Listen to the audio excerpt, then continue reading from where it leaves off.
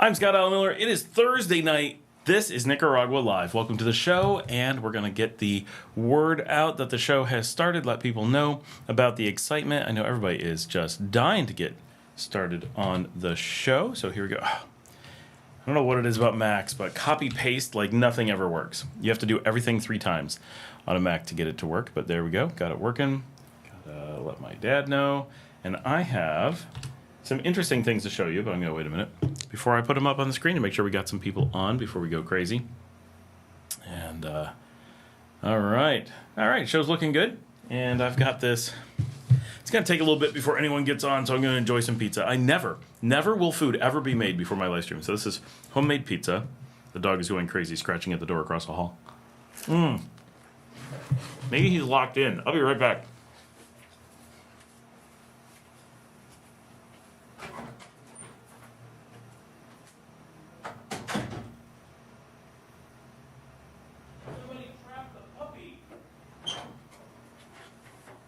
My dog was trapped. All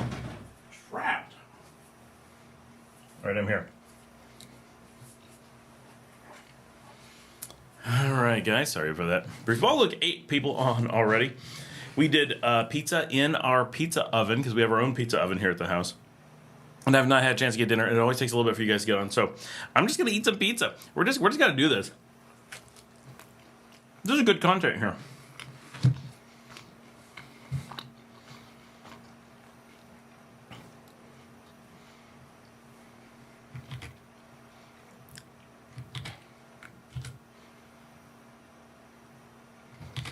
Boy, you gotta click a lot on the Mac. It drives me crazy. You're like, click. Like, just could be so much more efficient. All right.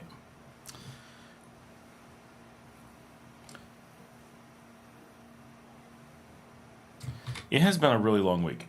Like, absolutely exhausting. I am so tired, just in general, of everything. Like, it's not been the worst week, but it's been long and hard. And it is Thursday, and I have pizza, and I need that pizza. Now let's try to get back to the show. There we go.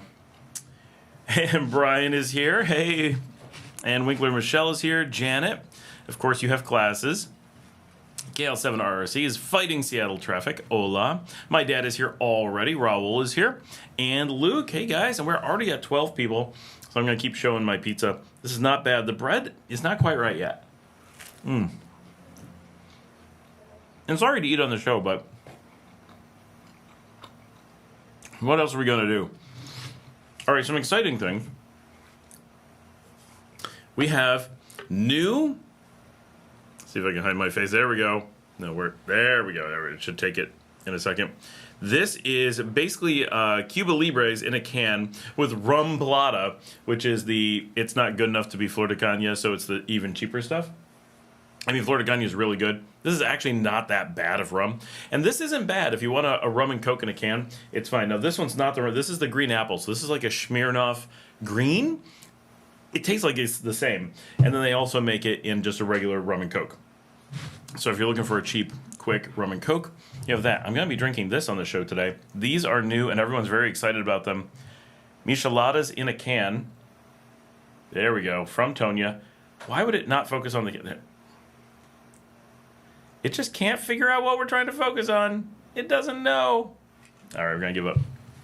Anyway, they're quite good. I had my first one today. This will be my second one. This is my first time having the limon y sal, whereas the other one is just a plain.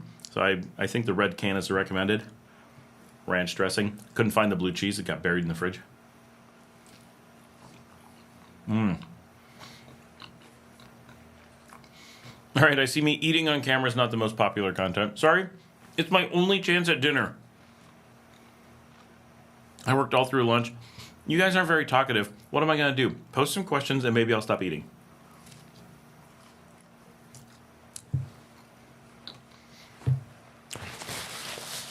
Okay. So, I don't think we have our bread down as well as we should, but our sauce and our cheese are better than most of the places in town. But being able to make them in the house saves a lot of money and a lot more flexible.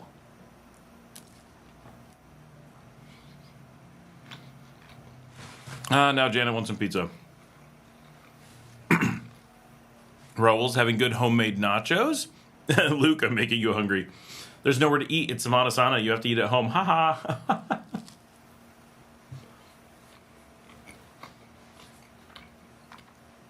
I've got the really good microphone. I'm sure you guys can hear me chewing. It's got to be terrible. I'm sorry. Why didn't I do this on episodes when I didn't have the mic?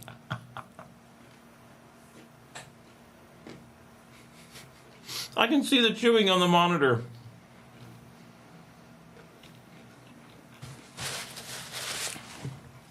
All right.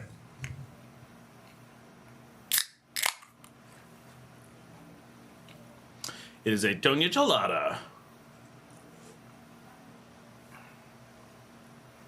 Okay, it's okay.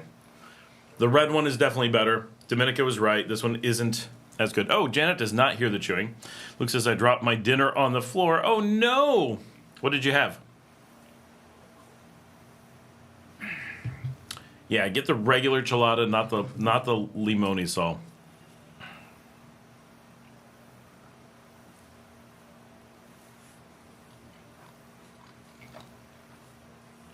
But I have to try everything here on the show, so you guys are getting... This is a food show today. Raul says, cheers, thank you.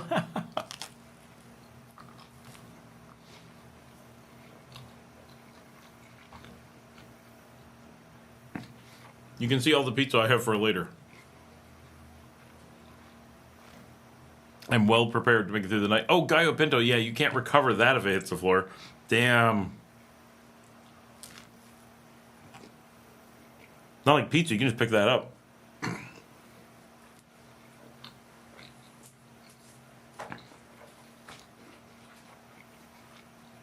Feeding the dog.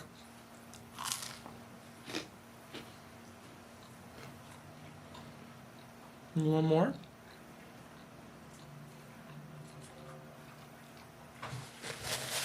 She enjoys the crust. What's everybody doing? It is the Semana Santa episode. Semana Santa started this afternoon. So Ida left early to go celebrate on the beach. We won't see her again till Monday, but I am supposedly leaving. Tomorrow I'm going to be here working, which is good because it was not my plan to be here working, and now I really need to be. So things have been just crazy with work. So I'm actually appreciating the fact that I will be home. But hold on, we just had a success I got to tell the team about.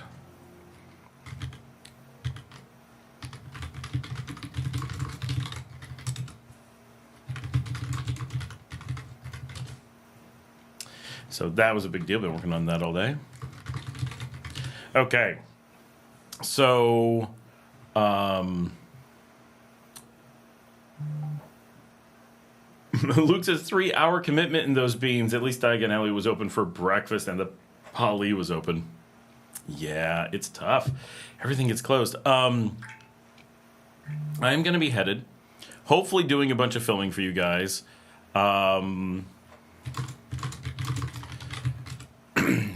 In Laguna de Apoyo, which I've done before, but it's been a long time. Dominica and I went in 2021. That is when we met Camille. Laguna de Apoyo is like iconic for the show. It's where big things happen and change. So Dominica and I went there in 2021 with Saeed, and we filmed the first ever episode of This is Nicaragua there. And we filmed some episodes for this show, back when the show was nothing. Camille was in the background of those episodes. We didn't know her then, but that's the first time she ever appeared on the camera. Shortly thereafter, she and Marcela appeared on the show, like 2 weeks later, and both became regular staples of the show. And then Marcela filmed an episode at Laguna de Apoyo, I want to say 2.5 years ago, along with an episode at Granada. And then I was there and did a little bit with Brian and Josie Marr 2 years ago. And now we're doing another episode, hopefully, for a few days there at Josie Marr's house on the lake.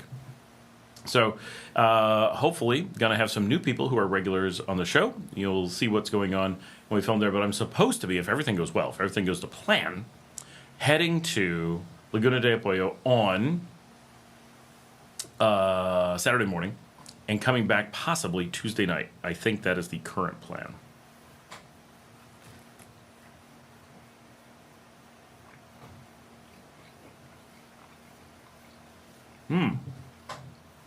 Luke is filming Matagalpa from the north bus terminal to the south tomorrow. Very nice. Looking forward to that. Raul says, Jersey weather is not cooperating with outdoor activities for Samana. Hope you're enjoying the weather. Actually, we got pretty good weather. We got overcast today. You guys will see it on the show tomorrow, I think. There's actually, like, why are my glasses all wonky? That is seriously weird. They're, like, really wonky. All right, that's better. Well, okay, and I got pizza sauce on my head. I can see it on the camera. That was ridiculous.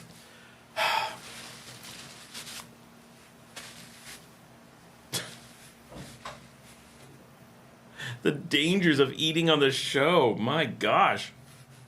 Wow.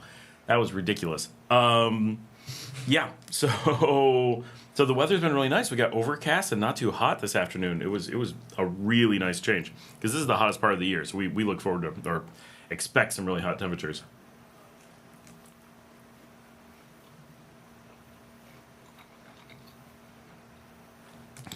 I did have pizza out on the beach this week. Puesta del Sol. They do some seriously good pizzas, but they're a hard pizza to have every day. They're really good, but they're different and more of a special occasion pizza. Doing pizza at home is fantastic if you can do it. We have a full pizza oven, like a commercial pizza oven at the house. That is the way to go.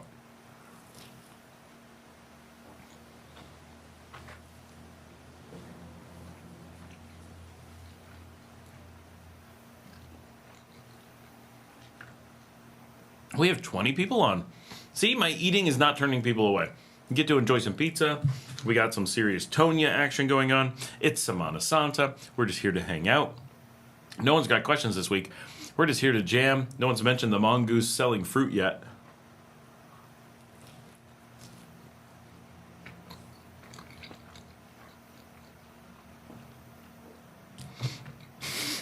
We've been doing this show so long, I'm willing to just have a pizza on camera.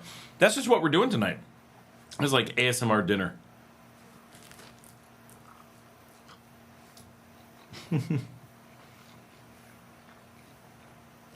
I did not get lunch today. And it's like dark out, so I've been needing food. Roberto Lacayo says, looks like New York City style. So it kind of is. So we're from New York, and we made this pizza. So my wife actually made this. I was stuck in here working.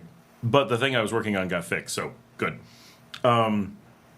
So we do an upstate style pizza, and it's not exactly upstate, you know, like you wouldn't mistake it for an upstate pizza, but partially it's because the ingredients are different here. But what we do is closer to New York City style because upstate and New York City are similar.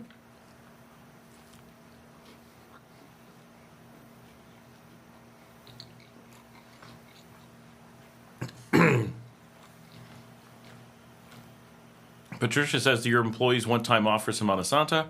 All my employees who don't work Semana Santa definitely want it off. And they're all off, right? Like everyone's on vacation. Or do they want to work hoping for some big tourist tips? So that doesn't happen. So Semana Santa does not produce tourists, right? It drives them away. So I think the tips actually go down for Semana Santa. But those who work, like the restaurants and stuff, like no one gets the days off. Absolutely nobody. If you work in tourist industries, you're stuck. Janet, the thumbnail of the show is a mongoose at a fruit stand. Raul says, that's nice. You better start using that pizza oven more often. Right? Well, this is our third time in 2 years. Ricky Tikky Fruity. I love Ricky Tikky Tavi.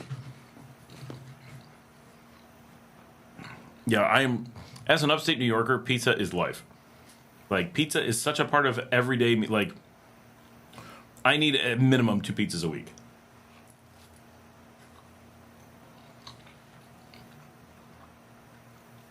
And rarely here is the pizza, like, satisfying in that way. Like, the Pizza Hut is fine. Hollywood is good. Valenti's is completely different. It doesn't make me feel like pizza, but it's good. It's just different than pizza.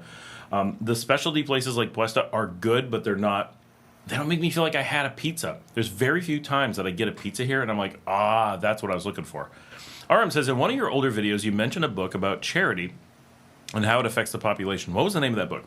The book is Dark Star Safari by Paul Theroux. And if you're wondering who Paul Theroux is, he was a,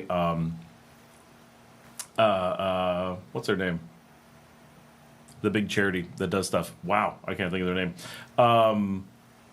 So he did a lot of charity work when he was young. He's a famous writer. He wrote travelogues like Dark Star Safari. He wrote novels like The Mosquito Coast. And he made the movie with Harrison Ford. And his son, Jason Thoreau, starred in the TV remake for Apple TV, rewritten by his dad for him specifically. To make a show about the Mosquito Coast here in Nicaragua. So coincidentally, he writes about Nicaragua. He also writes a lot of other things. I think he was a journalist for a lot of his career. Interesting guy, I like his writing. But Dark Star Safari is a fantastic travelogue and travel read. But it's not funny. It's not like Bill Bryson, who I also recommend a lot. But Paul Thoreau does have a ton of like really good analysis of his journey through East Africa. And reading that book is one of the reasons that I want to do a Dark Star Safari from Egypt to South Africa, going through Malawi, Tanzania, that region. Plus, one of my good friends lives in Malawi, and I really want to hang out there. Tons of stuff I want to see, but the book was really good, so I recommend it a lot. Luke says, I haven't had the patience to wait an hour at Cafayas for their Chicago deep dish at Chafayas. I don't know that place. Luke says, Justin Thoreau. I don't know their names. Some actor. Nepo baby.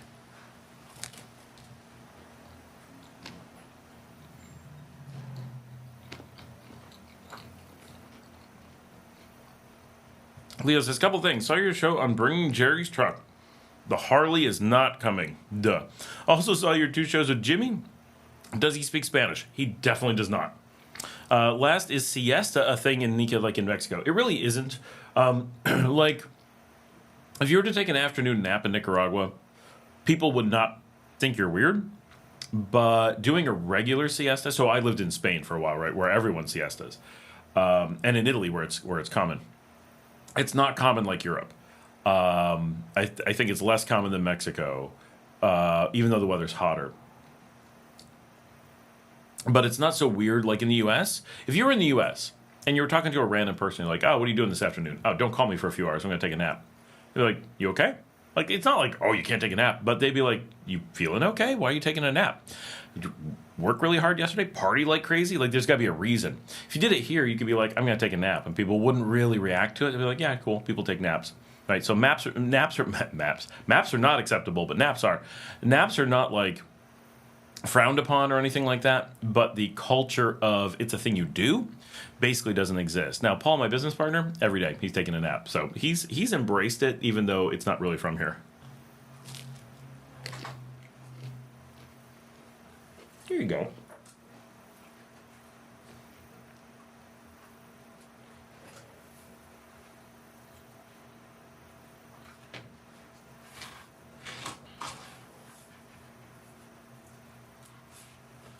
I'm not going to eat this entire pizza, but I'm going to have one more piece.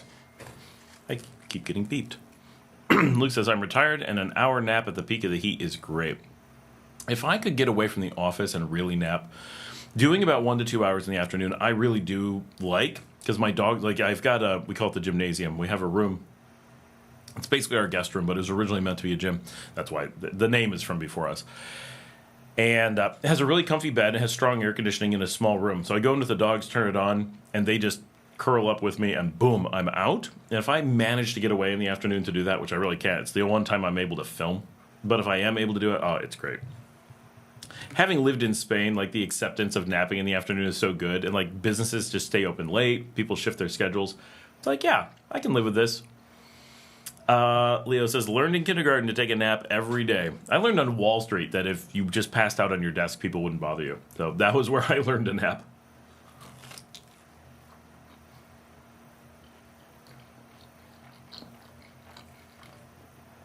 I actually had a coworker that I had to share a desk with for a long time.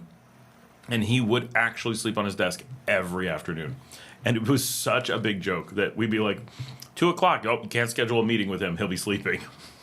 And it just every day put his head down on his desk, an hour to 2 every single day. Mark is here. He says, any particular challenges about buying a vehicle as a foreigner? No, not particular challenges. So 2 things you got to know. Buying a vehicle is going to be even. Like everyone's going to be treated the same. You got money, they're going to sell you a car. You don't, they're not. Other than that, no. Now, where it becomes a problem is registering a car. As a foreigner, it can be a challenge to register a car. Now, in some cases, like my business partner, he managed to register a car without being a resident. We have no idea how, but it happened. So it can happen. Most people can't do it. So what you do is you either incorporate a business and register under that. Very common. People do it all the time. Works fine. Or get your residency, and then you can register a car like I just did. I don't say it's easy. It's a huge pain, but it's the same pain as everyone else. No big deal. Raul says, did you get to see church activities for Semana Santa in your neighborhood, or do you participate in the community? So normally I participate in the community, but right now I can't drive, and I've been working. Like, I don't even get to eat lunch. I've been on the phone every day this week, 8 hours a day. Like, I just put my headset on when I get up in the morning and then work until super late. It's been absolutely terrible. I've seen some of the church activities when driving through town. Like, I know the stuff that goes on. I've been here a long time, so I know what goes on for Semana Santa. But I avoid all Semana Santa because it's crowds, right? So as a foreigner, it's not fun. None of it is aimed towards me. It's all very local activity. And no matter how much I integrate into the community, Semana Santa does not become entertaining. It is a really big mass of people excited to be away from wherever they are. Totally makes sense. I appreciate how much people like it. It's so neat. I wish I had time to get out and film it, blah, blah, blah. But if I go out there, to me, it's just a mob of people that makes me stressed. Nothing is in it for me. Everyone's hanging out in the sun. I don't want to hang out in the sun. Everyone's going in the water. I don't go in the water. That's the ocean. Fish pee in there. I'm not going. They crowd restaurants and pay premiums for worse food than you get normally. Nope, I'm just gonna cook at home, right? It's a big vacation thing. It's like spring break, basically. I don't go to spring break either. I avoid spring break, right? But without the reasons you might do spring break as an American. Because I'm not Nicaraguan, technically, the things that make Semana Santa make sense for people just don't make sense for me. And a lot of it is nostalgia. Oh, this is what I did as a kid, so this is what we do as an adult. Totally makes sense. For me, it's not what I did as a kid, so it lacks that.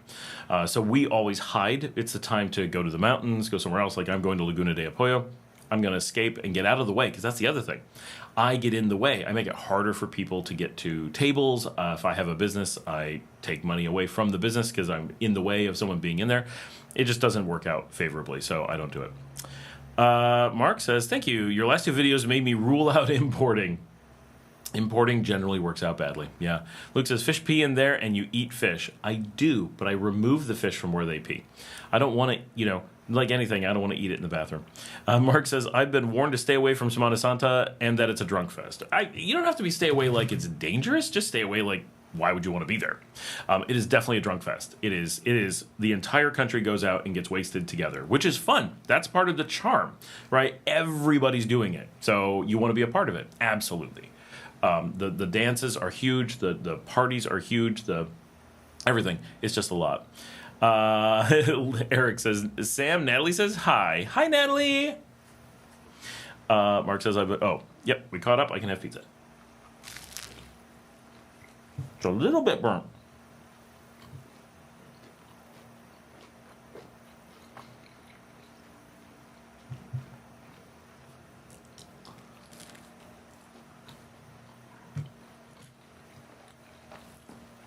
For those who didn't see it earlier, this is my pizza. Patricia says, aren't there a lot of parades and processions? There's more than a normal week, for sure. I don't think Semana Santa is really like that many parades and processions. There's a big one that was last night. We drove past it. Is that right? Was it last night? We were going to Barbaro. I don't think it was last night. I think it was 2 nights ago. They do the big one where they come out of the convent of San Francisco, where El Convento Hotel is. And I've filmed it in the past. And then they march to the cathedral, which isn't very far. And then maybe somewhere else. There's some of that. Like there is a parade and procession, but it's not a parade and procession time of year. It is a get drunk on the beach time of year. That's what people are picturing at Semana Santa.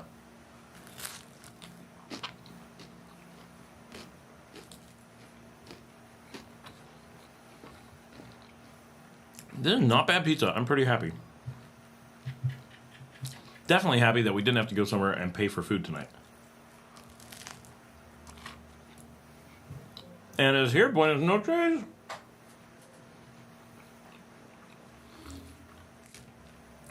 Hang in there, folks. I'm nearly done with my food.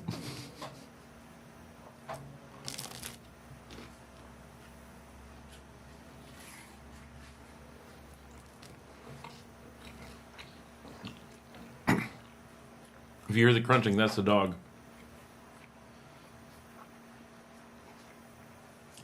Hassan says, "¿Qué lo que todos?"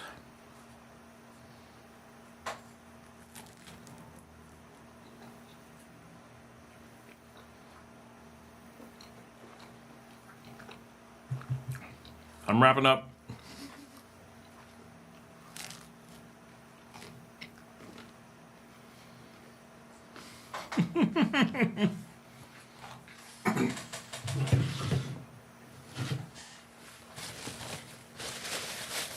We did it.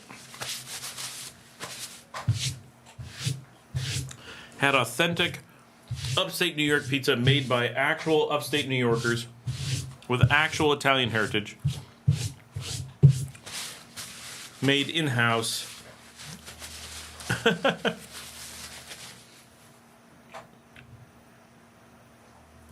Tonight's show is not brought to you by Tonya. They brought this out for Semana Santa. And so the green one, we're just like, but the red one is really good. Tastes just like a chilada. Patricia got Chick-fil-A for dinner. They have the best side salad. I swear they put something addictive in there. Probably sugar. Probably. Dora says, buenas. San says, good evening. Big up. Luke says, I witnessed the Casa Palace Parade of 2025. Vehicles driving around town. No marching band. They're in the back of Hiluxes. Always that stuff. Always, always. Luke, wait till we go to the Ipico. Hopefully I'll have my car by then. Or not I have my car. Hopefully I'll have my license by then to drive my car. And there's too much salt in this. That's what's wrong. Too much salt. And I plan on hitting a lot of the Ipicos this year. I really want to see like out other places. Mark says, shout out to upstate New York. How many upstate New Yorkers we got here, people? So I'm Rochester. I know my dad's here. He's here in Geneseo right now. It's amazing how many upstaters are regularly on the show. So Renee is here. Hi. Anna asked, I think Anna Jones asked, oh, Patricia, which one did you get? Oh, which side salad did you get? I'm pretty sure. So how's everyone's week been? It's mine has been pretty extreme. I have to say, it's been a week. But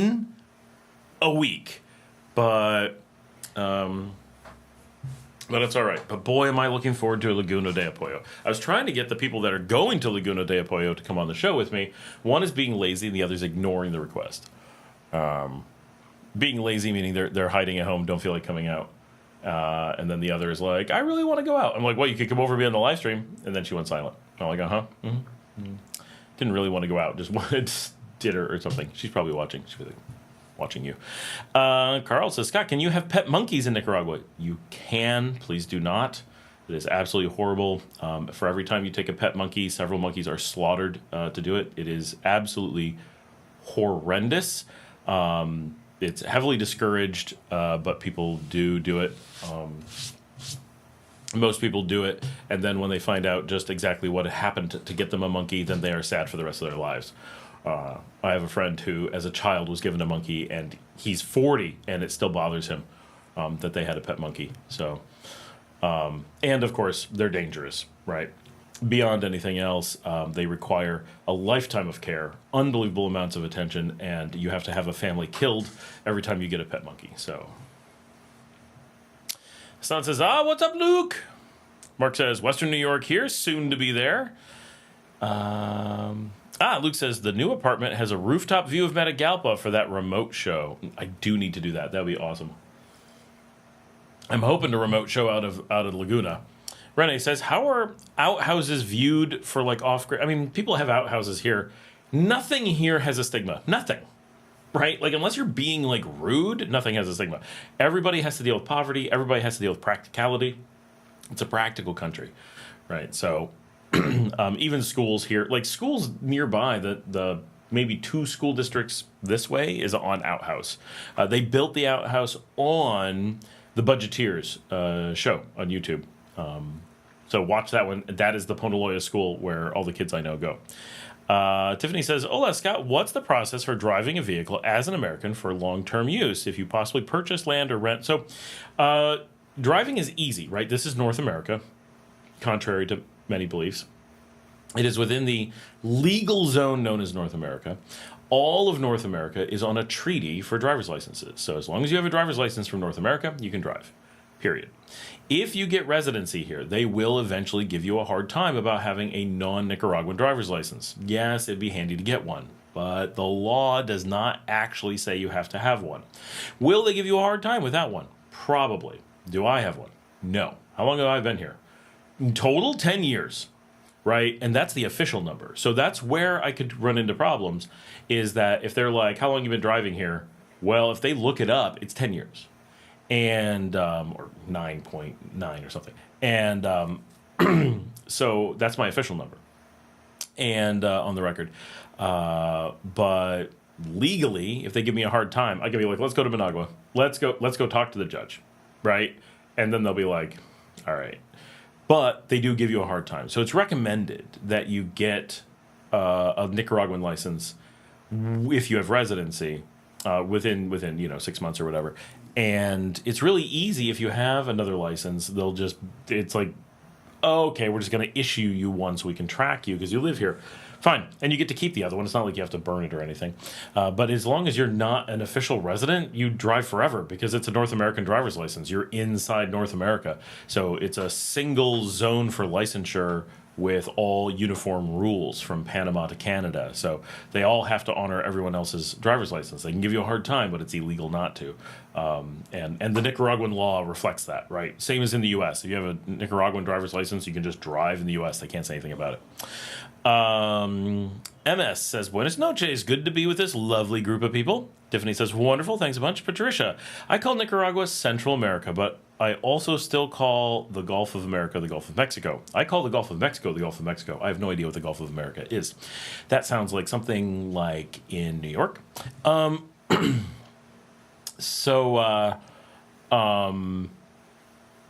So Nicaragua is Central America, but in the U.S., Central America is the southern part of North America. So that's where it gets... So here they call it Central America, and they don't consider themselves part of North or South America. They consider Mexico, U.S., and Canada to be North America. They'll refer to you derogatorily as North Americans for anywhere, right? Oh, North Americans. But from the legal standpoint... Panama is considered North America, even though culturally it is South America, not Central America. Don says, one of the best things about Nicaragua is not needing a car. I bought a car in Nicaragua. If I bought a car in Nicaragua, I would hire someone else to drive it. That is where I am right now. So I like to drive when I'm doing like the show and I'm like doing like Laguna de Apoyo this weekend. I'd like to drive.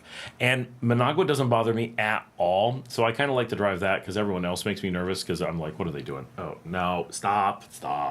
Let me drive. But for the most part, I like being driven everywhere. So I have cars and drivers. One of my drivers pulled an illegal maneuver and got a Samana ticket, which is the harshest of all tickets, and lost his license. So I'm down a driver. Yeah. Rene says, so like property on Penitas, like you showed, solar outhouse, etc. Cool. I'm thinking rent place and build a hangout pad. Oh, like not build a hangout pad on the rental, like rent a place as your main place and then like buy a small thing to make like a hangout pad and invest that way.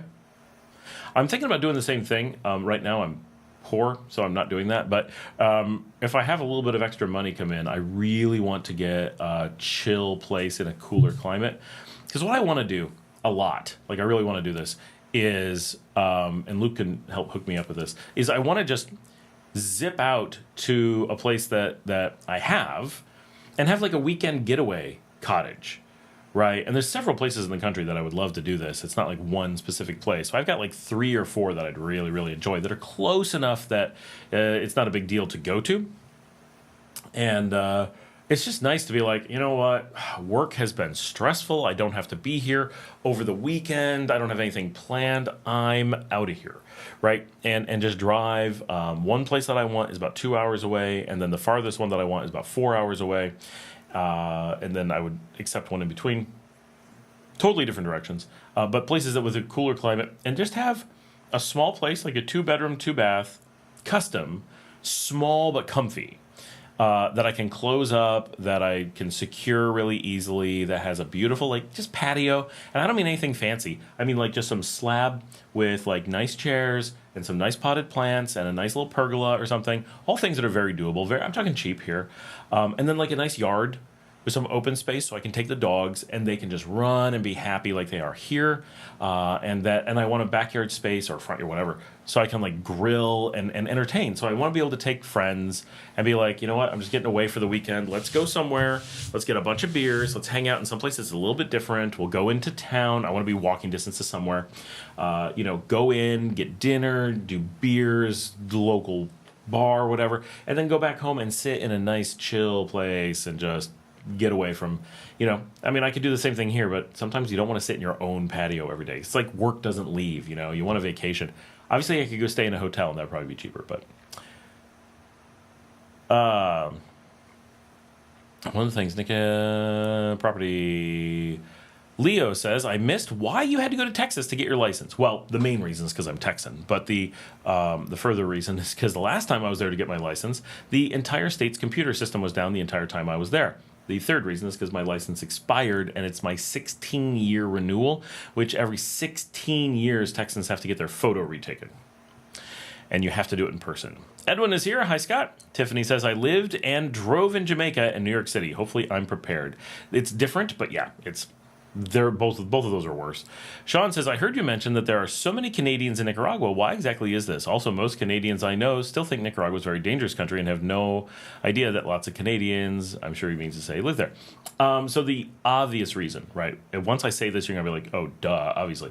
Nicaragua is the nearest place to Canada that is full of awesome weather and beaches and all the things that Canadians really like, right? Americans like them too, but not as much as Canadians, because Americans have them. Americans have Florida, Texas, and Alabama, California, right? We've got places with nice beaches, and a lot of them. Plus, we have Hawaii, right? Canada doesn't have any of that. What are you going to do? Go to Prince Edward Island? Like, it's nice, but it's not the same. So Canadians really seek out the kind of things that Nicaragua has, and the U.S. is the U.S. You don't want to go there.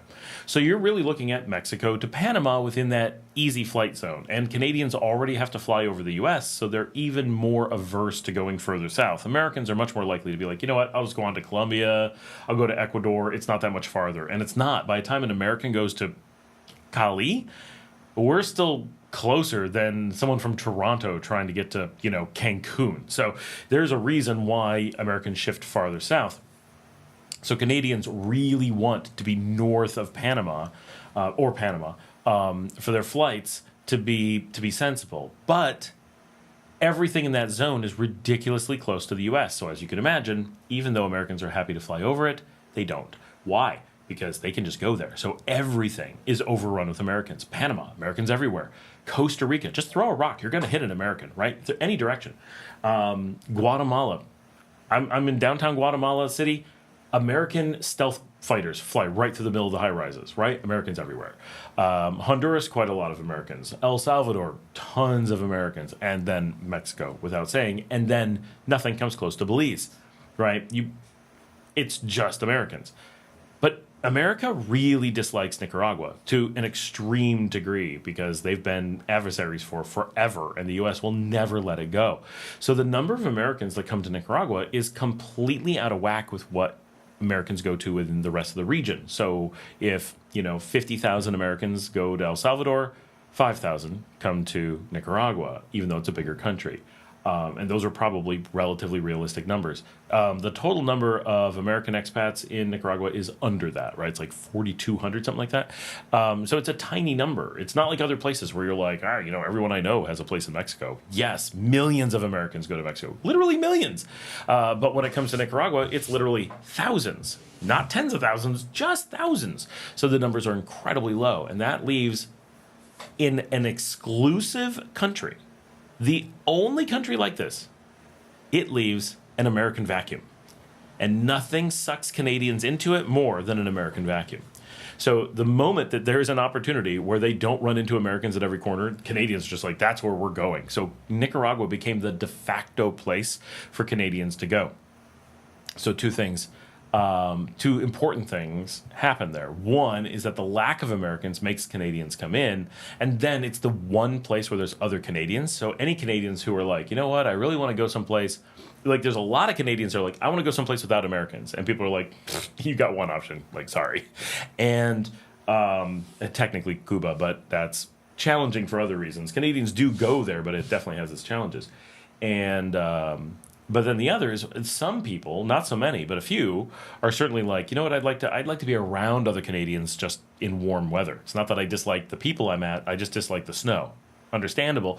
So both cases cause Canadians to flood into Nicaragua, and so it is just always going to be Canadian Central. Patricia says, dang, lost his license for how long? I don't know. He's got to take classes and stuff and pay fines. I mean, I have to pay fines. What do you have to do to lose your license? I don't know what he did. He did not tell me. Grizzly Canadian says, hey, buddy, I'm a Canadian. Just in case we didn't get it from the Grizzly Canadian name. That was his code name to throw us off. He's actually from, Honduras. Solo traveling Saturday. That's like in 2 days, to Nicaragua from Toronto. First time, headed to Grenada. What's the best taxi service to get me there? So we don't really have taxi services, right? Like, I mean, we kind of do, but we don't. None of us know any. I've never seen one, but they must exist. Generally, if you're going to Grenada, the standard thing is you'll have a hotel, I assume. So call the hotel and they'll arrange you a taxi. They'll build it into their price. It'll bring you right to their hotel. They'll tell them exactly where to go. They'll wait for you at the airport. Easiest thing. If I was flying in and going to Grenada and I wasn't getting in the middle of the night, well, I'd probably have a friend get me, but I would come into the airport, use InDrive, which is kind of like Uber-ish, and take that to the Interlocale, the Terminal Interlocales. And I understand. First time, don't do this. It's going to be a little bit stressful. Even though it's really easy, you're going to be like, that's too many steps. But I would go to the Terminal Interlocales. I would take the Managua to, and that takes about $8. And then I would take the shuttle from Managua to Grenada, and it drops you off like 2 buildings off the main square. It's perfect. And then that's like, I don't know, $2, $3. It might be less. It might be $1 on the brand new Chinese buses. So I will be doing that the same day. I will be going from Leon through Managua to Grenada, almost, I'm going to get off early, on the same day that you are. So I do actually do this. I'm not just saying, hey, save this money. I wouldn't do it. No, I'm actually doing it with friends because I don't have a license, right? But that's the plan. But I think it's from here or from there, it is so easy to go to Managua, Masaya, and Grenada. That's what I would do. But have your hotel arrange you a taxi. That way you'll get a taxi that they trust. They're responsible for getting you to the hotel. You got someone to call. They are tracking you and all that stuff. So it makes things...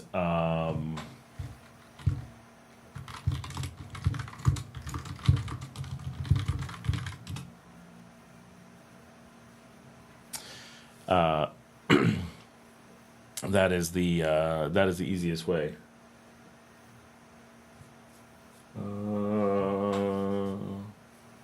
People ask me questions, but I don't know what it's about. Everyone knows I'm in the live stream. Like, just be prepared. I'm not going to read or answer. Okay. Mention, dang. Luke says, I'm 2 years out from the compound being built north of Molina Norte. Mark says, where's cool in the country? So a lot of places, not cold, just cool, like fresh. Matagalpa, where Luke is pretty good. Esteli is a little bit warmer than that, but good. Jinotega gets even higher than those. Small city, so you don't get a lot of like interesting things, but it's a nice city and quite cool. Like you can easily have nights in the 50s. Like it's not cold, but when you live down here and you're like, yeah, it's nighttime, I'm so glad it's down to 83. Yes. You really appreciate the mountains a little bit. The center of the country, basically, if you look at a map, there's a cordillera that runs through the middle of the country, and almost everywhere has something on it. Even Managua has portions that are up in the mountains, and the ritzy portions, most of the ritzy portions of Managua are up in the heights in Los Altos. And so Los Altos de Santo Domingo, and if you're going from downtown and you want to head to Masaya and you actually pay attention, you're climbing the whole way. And so you're just getting higher and higher altitudes. So the whole city of Masaya sits way above Managua, even though it's right there and it feels like it wouldn't be higher. You don't really think about it, at least I don't think so. But a lot of altitude actually happens in there. Now I'm not saying that that Masaya itself is going to be very cool. You may not notice the elevation, but on the way there's a lot of neighborhoods that go up from the Las Colinas and such, Tecuantepe, and then they're getting some altitude. And the whole middle of the country south of Masaya is on a plateau that's high enough that you notice a little bit of cooler weather. Catarina, where I will be, is high enough that you notice the temperature has gone down, most of Carazo. And then I've heard there are bits of like Boaco and Huigalpa or Chantales that are going to have a little bit, but maybe not the main city areas. Boaco maybe. So it's actually the majority of the country has quite a bit cooler temperatures. So it's worth noting that the cities that foreigners have a tendency to focus on are the hottest, right? Managua is up there. Granada, Leon are the hottest reasonable cities. Chinandega, yeah, no tourists, but it's right here next to us in Leon. It's the hottest. Yeah, it's ridiculous. But other than that one, it's like list the hottest cities. Rivas, Leon, Granada, Managua, and to a lesser degree, Masaya. Which are the tourist cities? Okay, I don't know. Rivas, Leon, Matagalpa, Granada, and Masaya, right? Like, yeah. So for some reason, all of the tourists, all the expats focus on the hottest places. And San Juan del Sur, hot like us, right? They're a village, not a big city, but they have the same temperature problems as all these hot places. All the beaches do. But if you go to where about half the population of the country is, Matagalpa, Jinotega, Nueva Segovia, Madrid, northwestern Chinandega, eastern Leon, Esteli, Chantal, a little bit of Chantales, a little bit of Boaco, Carazo.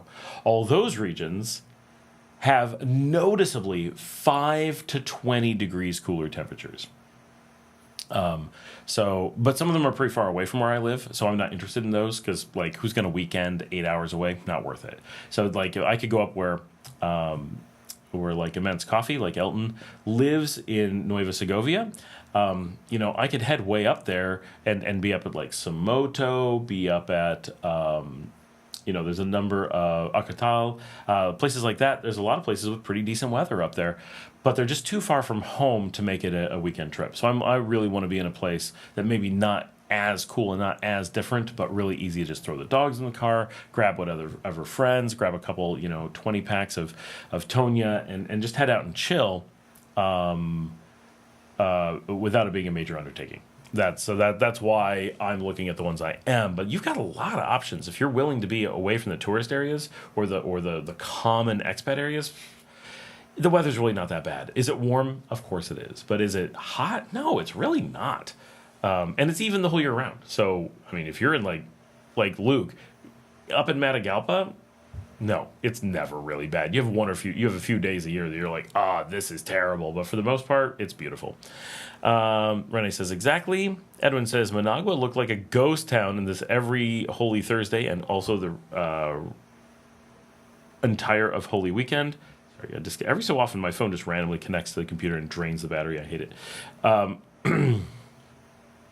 Luke says that rental 2-1 in Molino Norte was $250 with utility included, which is really nice. Carl says, have you ever flown Conviasa? I have not. I am planning on flying Conviasa. I have a tentative schedule to be in Venezuela with a friend. I don't know exactly when we're going to go. I should get her on the show and be like, hey, when are we going? Just try to grab her here. Maria, because that's her name.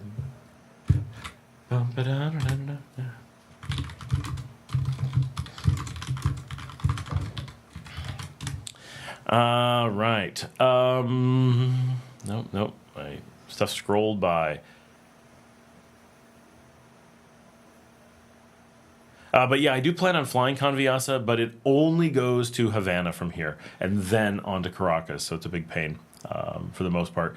Because I don't know if you've looked at a map, but we're right next to Venezuela and we're not right next to Cuba. So I got to fly all the way up to nearly the U.S. and then all the way back down again.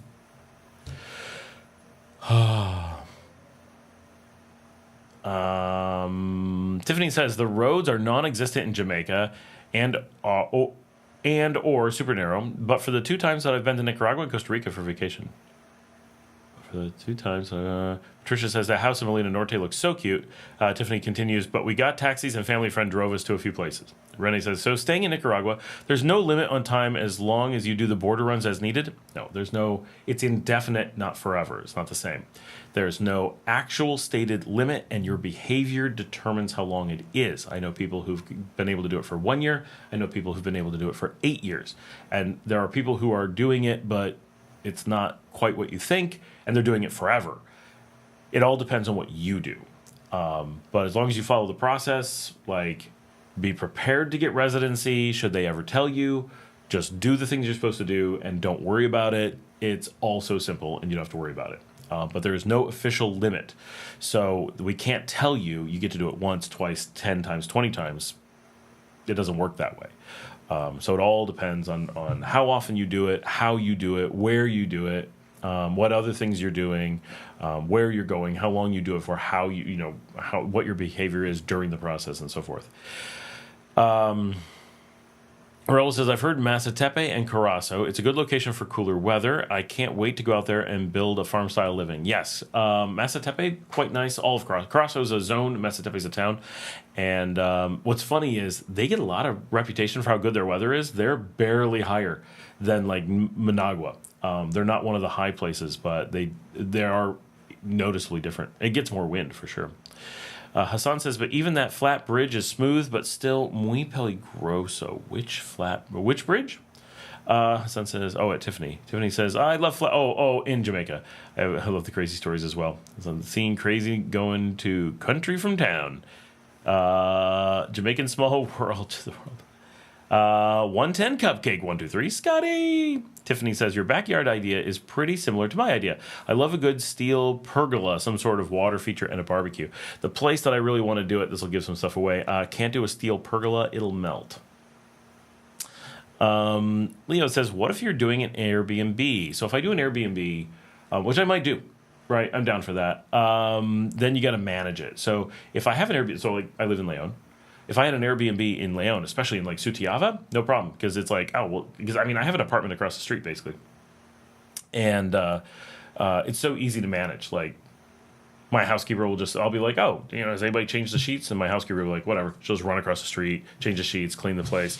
And then it's ready to use if guests are coming into town. And we actually have guests coming into town this week. A week from tonight, I will have, for those who don't pay close attention to the show, and why would you pay this close of attention, Ava, who has been on the show a few times, first starting with the Corinto episode more than 3 years ago. She is moving to Australia in 11 days. And her mother and her baby brother, he's probably 10, but baby compared to her, are going to stay in the apartment here because she lives in Leon now with her sister. And they're coming to visit, and we're having her going away party on Friday, a week from tomorrow.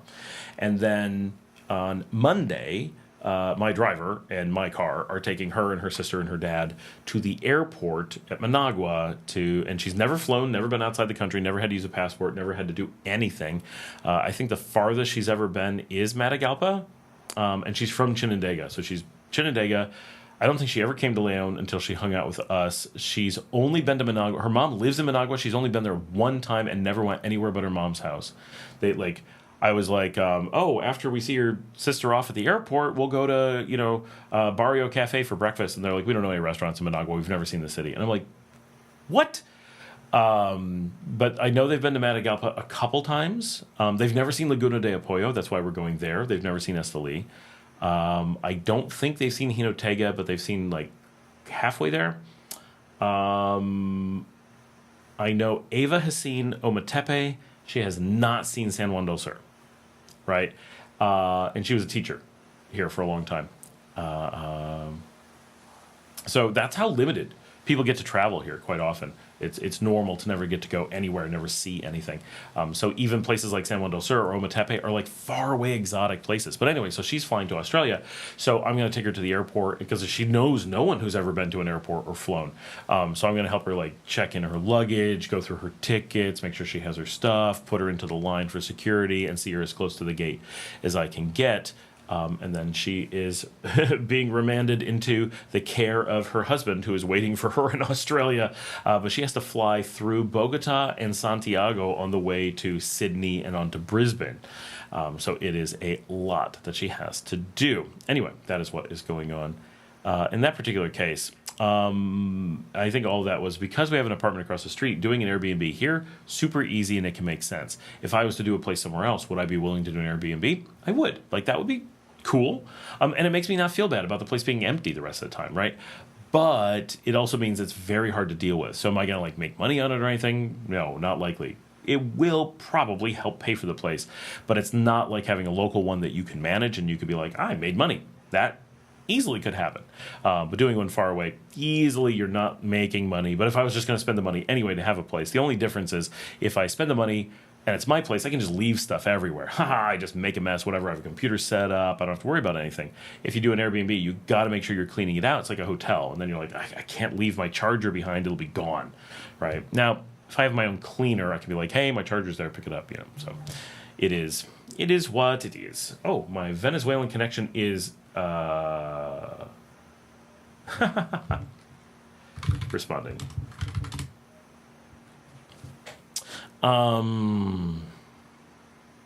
Don says, the taxis at the airport are safe and will agree to a set price, but it will be something like $50 to Granada, maybe $60. You will need to negotiate. Yeah, those will be really expensive. Definitely get one ahead of time. It'll be cheaper. Luke says 75 degrees in Matagalpa at the moment. Yeah, definitely not here. Michael Leon says it snowed here today and now it's 50 Fahrenheit. Grizzly Canadian, thank you, brother. Just subscribed. Oh, thank you. You'd be amazed how many people are telling me it's incredibly dangerous to visit Nicaragua alone as a 25-year-old. Canadian government has level 3 travel advisory. Yeah, you'd be amazed how many people are out to get you in Canada. That's the real thing. Yeah, no, this is crazy safe. Alone or not, like super, super safe. And a Granada, like, honestly, Granada's more sketch than Leon. We're crazy safe. I don't know anywhere in Canada that would be, Letterkenny, that would be safer than here, but yeah. Oh, and by the way, I grew up just outside Toronto, like on the US side, but right there. Nicaragua will be no problem for a big grizzly bear. Thanks, Boink. Don says, Nicaragua won't deport you to El Salvador prison. That's the important thing. Yeah, way safer here than the US. Way safer. Tiffany says they should have the same warning for the states. I think they do.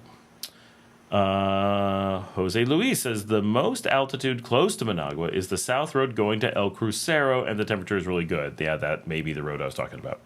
That's where I want to be. Boink says they don't pull people off the streets in Nicaragua for no reason.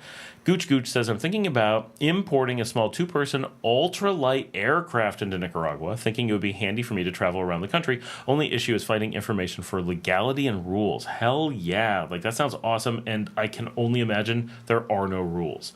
That's going to be a problem because there isn't an ultralight in the country as far as I know. And so they may not be prepared for it. And so often that is the thing we've run into. Not so much me, but like people that talk to me, like Yuri, when they're looking at doing stuff, they're stuck with, we want to do this thing. It's not a big deal. And every single official they talk to is like, that doesn't seem like a big deal, but I don't have any rules about it, so I have nothing I can do. I'm really noticing just how crooked my glasses are. What is going on? Is it... I think my head's just crooked, and these glasses are making me realize it, but they are kind of messed up. I mean, I've had these for 7 years, so as you can imagine, they're not in the best of shape. But I mean, they're mostly square, but for some reason, they're just not sitting on my head the way that they're supposed to. I don't know what's happened. I mean, 7 years, a lot can happen. Edwin says, boink, I don't even want to literally find a Nicaraguan grizzly bear. Luis, yes, but El Crucero, there's no water supply. Good to know. Tim says, I am west of Esteli. Sorry. It gets to be about 65 degrees at night. Wind chill feels about like 50 lately with the windy season. During the day, it can get 80 to 85 for 2 to 3 hours and then cools off again. Not bad. Here, we're still pushing high 90s most days. Gooch Gooch says, also the other issue is if all the air traffic control is in English, I know the laws for international air traffic is English only. International air traffic control can be native language. Oh, internal air control can be native language. That is true. I don't know how much air control there is if you're flying between, like, San Juan del Sur and Leon. There's no tower. There's just one military dude standing out there with a gun to make sure you don't, steal a plane. Tiffany says, aluminum pergola. There was one in our rental in San Juan del Sur. San Juan del Sur doesn't have the same problem. But yeah, good idea. Carl says, Scott, I heard that Venezuela, Nicaragua, and Cuba are teaming up to create a commodities exchange market, trading goods like textiles, oil, beef, and poultry. I've not heard that, but it makes sense. All of them were shunned from the BRICS recently, and they are all part of ALMA. So I would be really surprised if that list is not missing Bolivia, who is their fourth partner in that system, which works out perfectly for me because I live in Nicaragua. My company is based out of Bolivia. I work between the two, and I'm planning on expanding into Venezuela. So the ALMA zone is kind of the place that I find most chill. So I really hope Bolivia gets in on that. I hope they have a free trade agreement with Bolivia and just more stuff going in between. By the way, we have 53 people on. Holy cow. Hey, everybody. I looked over in the charts, we got a Samana Santa chart going on. But I love Bolivia. If anybody's looking for something different, you just Nicaragua's great. I need a break. I want to go someplace that's just totally different, but got this amazing Nicaragua style vibe, but totally different as well. Bolivia. That is, it's such a great place. Cochabamba, especially. Just go enjoy lots of good food, cool weather, go for walks, ride your bike. Give yourself plenty of time because there's no oxygen. Patricia says 65 to 70 is my happy temperature. It can be found here, but it's a challenge. Boink says it's 30 degrees. I don't even know what it is here. It's not going to be 30. It is currently... One thing I don't like about iPhones, you can never get to the main screen. The information you need... Okay, it's only 31. All right. The information you need all the time. The time, the date, the temperature, the things I have on my home screen. Once it's out of the home screen, it's you don't want to go there. You don't need to know that information. We're not going to put the date on the screen. Why don't you put the date on the screen? I have all this empty space. Just put that. All these things I don't need. I just need the date. Larry's here. Playa Jucayillo, hour north of Chinandega. Michael it was 82 days ago and snowed here today. Renee says, when arriving in Nicaragua, they ask you where you are staying first night. Yes, they do. Do I need to make reservations from U.S. before leaving? Yes, you do. You might be able to get around it, but yeah, you need an address and phone number. It's just a hotel for the night. It could be anything, a hostel, someone's house, whatever. It's not big. The big thing is on your first night, they want to make sure that they can contact you should anything happen. Oh, you've been exposed to something, or they have your luggage or whatever. They want to have a point of contact for that first day. Boeing says, it's the hot season now in Leon. Every day hits 37. Yes, it does. And everyone comes here for Semana Santa. What? Grizzly says, am I safe to wander the streets drunk at night, though? I mean, yeah, this is not Canada. You're pretty safe. Don't be completely stupid. Really dark neighborhoods. If you're getting into the barrios, watch yourself. Granada is a little bit much because there's a lot of tourists. You do become a target in ways that other places you're not. But yeah, we all wander the streets drunk. I walk an hour home drunk from the bar on the far side of downtown Leon. I will get annoyed because I'm with people who don't want to go home, and I'm like, we said we were going home, now you're drunk and you want to go out again. I knew what I wanted to do when drunk before I was drunk, and that's why we made these decisions, because I know what I'll be like drunk. But they're all like, oh, when I'm sober, I think one thing, and then when I'm drunk, I think another. I'm like, you've been saying this for years. You're just lying now. So I get annoyed, and I'm like, well, I'm not going out just because you trapped me. And they'll be like, just take a taxi. I'm like, I'm not spending money on a taxi. And I will walk from the east side of downtown all the way west out of the city. The whole way, I've never had an incident. Now, just because I've gotten lucky doesn't make it a smart move, but I don't worry about it at all.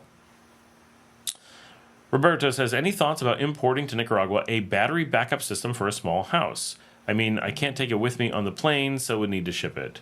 I mean, there's no problem importing one. I don't think you want to import one from the U.S. I don't know where you're importing from, but just put it on a boat and ship it. Raul says, Scott, what kind of business you have in Bolivia? I have software engineering and IT outsourcing services primarily. And we're in 3 cities, Santa Cruz, Cochabamba, and La Paz. The most people are in La Paz, but Cochabamba is kind of our headquarters. Boink says, I walked home in Shela, Guatemala after doing 1 whole bottle of high-quality Guatemala rum, and that's 1,000,000 times more dangerous than anything here. Boink says, the locals were laughing at me. I bet they were. I bet they were. Boy, if only Tonya would sponsor this show, you know what I mean? Somebody needs to talk to Cerveceria. Be like, do you know what opportunity you're missing? And they're going to be like, he drinks it anyway. We're not missing anything. I'll be like, ah. Time for Flor de Caña. Yeah, we made it through all the comments. Look at this. We have a chat rate of 3, even though you guys have stopped talking, which is really good. We got 54 people on. This is fantastic. And I haven't even really been promoting the show today. So this is impressive. We got a lot of people on. Very, very nice. And yeah, let's get some more questions going. Let's get some stuff. Let's go check out some things while we're talking. Where did you see Cuba and Bolivia were shunned from BRICS? It's been a little while, but it was in some news where everyone had applied. All the ALMA were trying to get involved with BRICS, and they were like, America doesn't like it. And we're all kind of like, isn't the whole point of BRICS that we're not having to answer to America? And they're like, yeah, not exactly, sorry. Boink is off to Holy Thursday Mass. Holy Thursday Mass, Batman. Boink Man. Holy Thursday Mass, Boink Man. You too, Boink. Have a lovely Easter weekend. I'm going to be at the lake, chilling. Yay. If anyone saw the shots we did from El Escondite, the new Airbnb that I have, the people that were doing the shoots there are who are going to the lake. It is, Larry says, it's like Super Bowl audience ratings. It is, Larry, you're right. This is like crazy. It must be because of Semana Santa that there's just more people on. I don't know. Red Dog says, I saw Cuba was accepted. What? That's crazy. Why Cuba and not Nicaragua? Like, come on. Tiffany says, I know you're well-traveled. When I said Flatbridge, Scott, you know the country. Grizzly Canadian, where do I go after Grenada if I want to party? Well, you don't go to Grenada if you want to party. Let's be clear. That is one of the sleepiest towns in the country. We're all like, okay, we could go to Grenada, but boy, once 8 o'clock rolls around, you better hope you found a place for dinner because, you're done.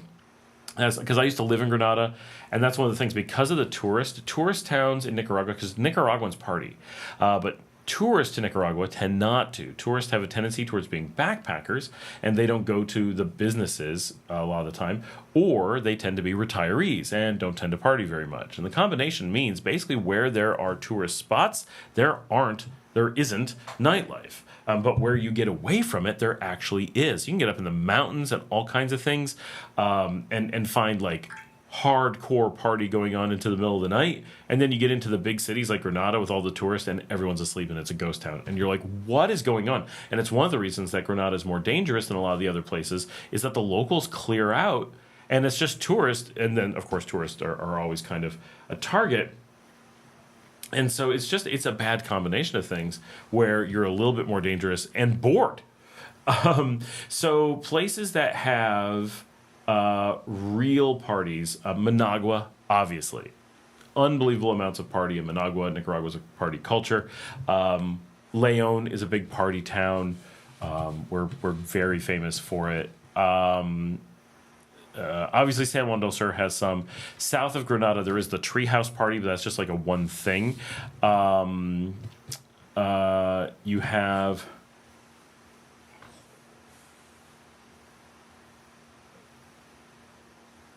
probably quite a bit of party in Carazo, like the Jinotepe area, because that is a university center like Leon. Not as big as Leon and not as party central as Leon, but it does have a lot of clubs and stuff. So most of those areas you'll do okay.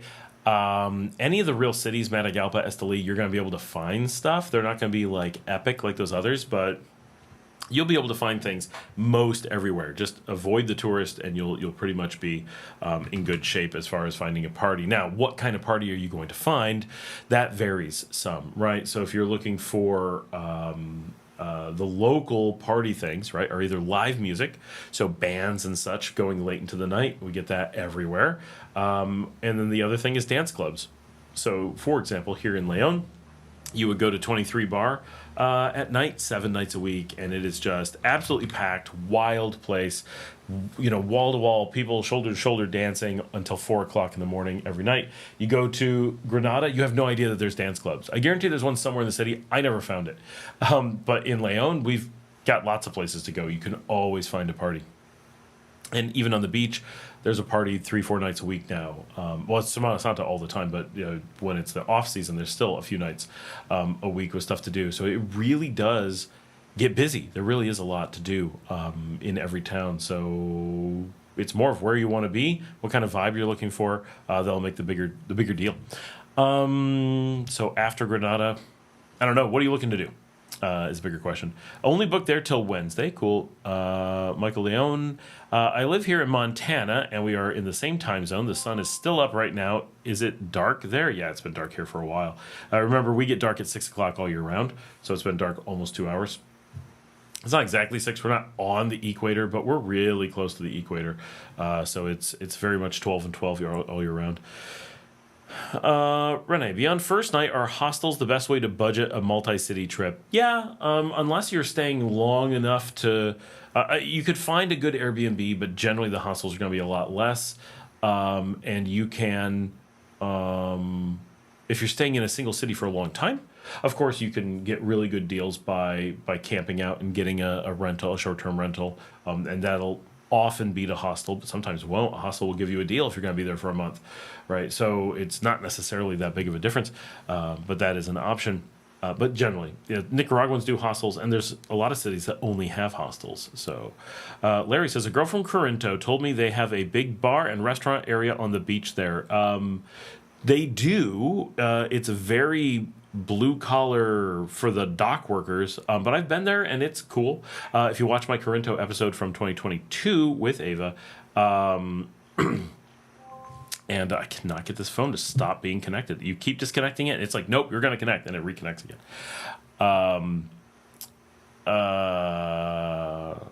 With Ava, we went there. Raul says, go straight to San Juan del Sur to party. That's true. You can always go to San Juan del Sur to party. That's the party. That's where the tourists go to party.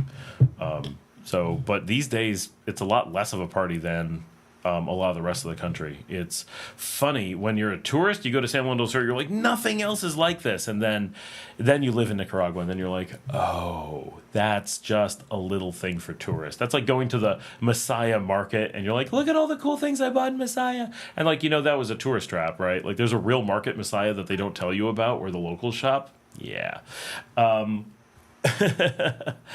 I have private information popping up, and I'm seeing it pop up, but I didn't realize it wasn't in the chat. So it looks like Cuba and Bolivia were accepted into BRICS. Venezuela was rejected, which sucks. But cool, Bolivia's in. Nice. I would not be opposed to a second home there, but my wife cannot handle the altitude, even of the lower cities. She could handle Santa Cruz, but it wasn't bad. No. All right. Tiffany says, he said 26, so of course Sunday fun day in San Juan del Sur. That's the thing. Tuesday Booze Day is bigger in Las Penitas, or has been recently. It was huge this week for sure. But having been to all of them, like, Sunday Fun Day is nothing compared to just going out to 23 in Leon. Like, I don't think it's even close. The difference is, though, that if you go to, like, 23 or you're going to the Zona Rosa and Managua, which are so much bigger, you're partying with locals. So they're partying. Like, it's hardcore. And you go to Sunday Fun Day and you're with a bunch of people on vacation, and it's surprisingly tame and lame. It's still cool. Like, I'm not saying you shouldn't go. Just like Tuesday Booze Day up here and the Treehouse, they're all the same, right? They're lame-ish tourist parties. The locals will sometimes show up just to kind of watch the tourist dance and stuff, and that's cool. Like, that's nothing wrong with that if you want to party with the people you just left wherever from. That's a little bit weird. Like, hey, I just left Florida. I didn't feel like dancing in Florida, so all my friends from Florida came and we're dancing somewhere else. Don says, what hotel are you staying in Granada? To Grizzly. Larry says, there's thousands of people here on the beach between Playa Chiquillo and Estuario Padre Ramos. Huge pop music venues. The beach is 15 kilometers, mostly everyone from Chinandega. Yeah, Chinandega pours in out there. They're so rich they can afford to go to the beach. How is the banking in Nicaragua as an American? Unnecessary? What is it you want to know about it, Michael? Because that's the real answer. As an American, I have no idea why you would want to use the bank. I'm an American. I've been here for years. The number of times that I've wanted to use a bank is so little. It's like, oh, this one time I could have paid this bill if just I had a bank account. Instead, I got to walk to the corner. Oh, no.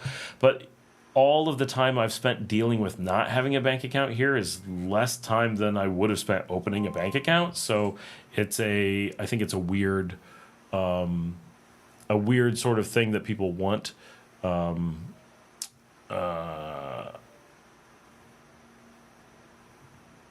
All right, I've decided that this phone connection thing has to go away. I have to get rid of it. It does not work. It is such a problem. See, is there how do you disconnect this? I don't know. It is just one of those Mac things that they did not make work. Tiffany says, I'm running from Florida, so guess not. Grizzly says, hasta la oasis, but now I feel like I screwed up. Well, whatever, I'll still check it out. There are still 3 weeks, so San Juan and Leon will be my next moves. Cool. Michael Leon, so you still bank in New York? Yeah, I mean, in the States. Yeah, for sure. You never move. So, general rule, you don't move banking out of ideal banking locations just because you move. Where you live is a very minor point as to where you would want to do banking. Right.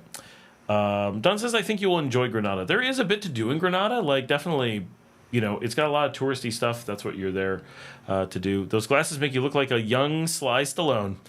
I much am. Yeah, it's true. Especially with the Italian pizza. It all goes together.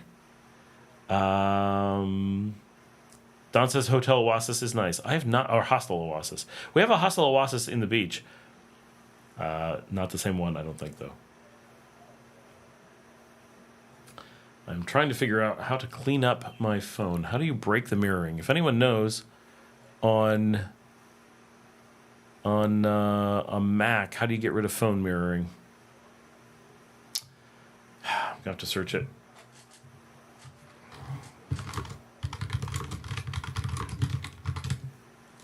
Should I use ATM at the airport as soon as arriving? Probably. They're all going to be the same, really, but that's the one that'll be convenient, so yes. But not because it's like a big deal, just make it convenient. Raul says, you don't have to stay in Granada all those days. You can take day trips other places. That is a good point. You can do the treehouse from there. You can do Laguna de Apoyo from there, although you want to stay at Laguna de Apoyo. You can day trip from Granada, you can day trip into Managua. But then again, if you're going to party in Managua, you want to crash in Managua for sure.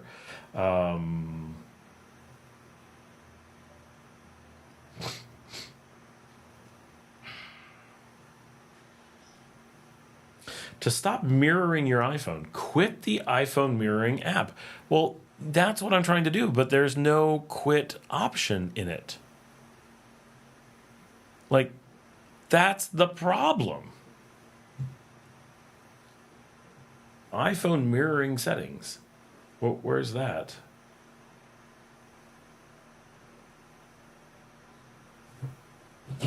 On your Mac, open iPhone mirroring app, then choose settings. What? Oh.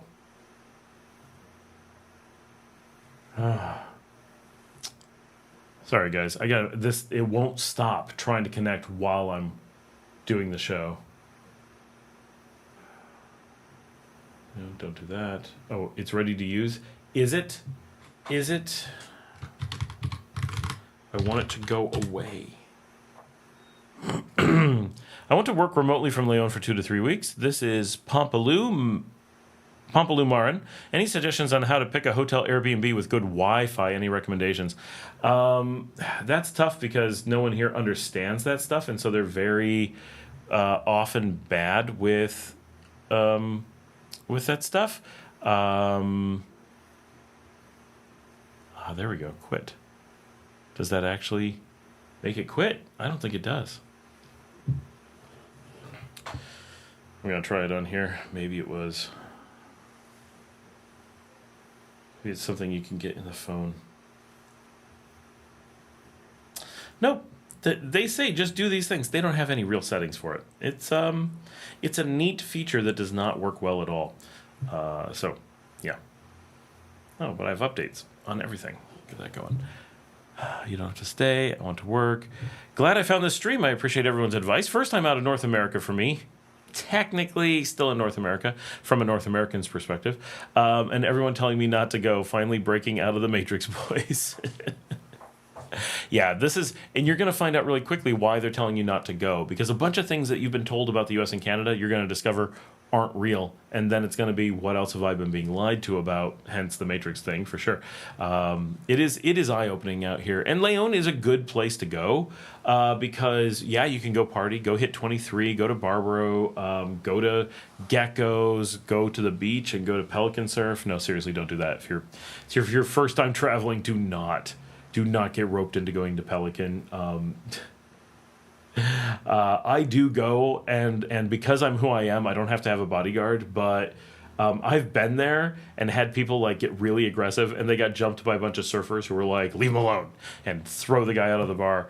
But it's it does get rough if you're in like the barrio bars and going to like hardcore dance clubs. So be a little bit cautious like anywhere, but Leon, like downtown, doing like 23 at night is there it is. It connect, even though we completely disabled everything we could possibly disable, it's still reconnecting right as I shut it down.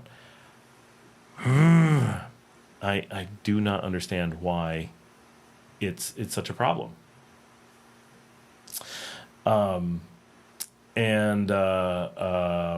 You may want to consider Managua, but as your first time, it has a tendency to be like, so I'm in this city, I don't really know what I'm supposed to do as a tourist, and then it gets a little bit confusing. So that's the bigger fear with Managua.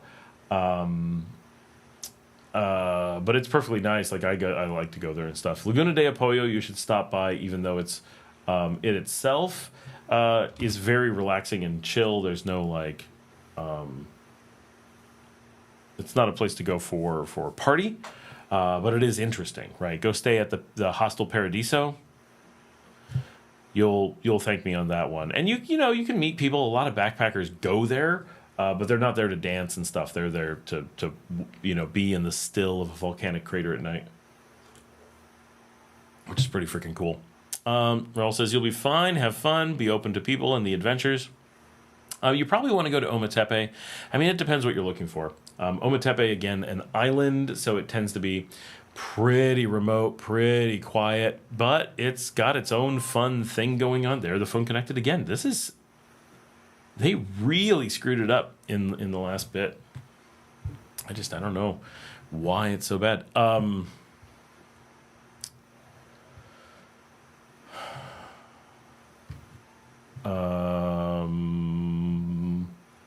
don't remember where I was going. Matagalpa, there is some party in Matagalpa. There is stuff to go do.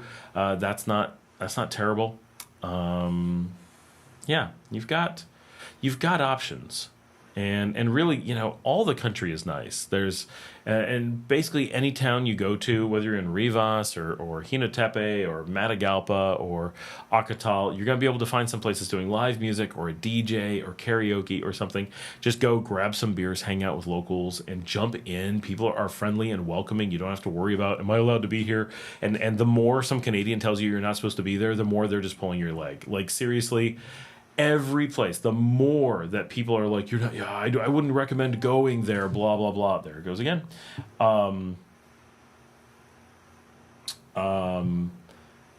The more that people are adamant you shouldn't be there, probably the more you should. Because they're I can't believe it. But even after all these years, it's a constant game of people trying to keep you away from knowing things, and knowing things that you should know, right? Like, it's just, it's crazy, the way that it works. What is this? I don't know. I'm kind of working in the background and like finding new features on my website. By the way, while we're just shooting the breeze here for a minute, remind people that we do have social media here in Nicaragua. And for Grizzly, who is coming down, this would actually be perfect. This is a time to jump on and join either Nika Loro or Nika Graham or both. These are the social medias hosted here in country for anyone who's interested in the country and being a part of the communities here. Nika Loro is kind of like Twitter, and that's just Nika, N-I-C-A, and Loro, like a parrot, Loro.com. I will pop that into the live stream notes here as I'm doing stuff.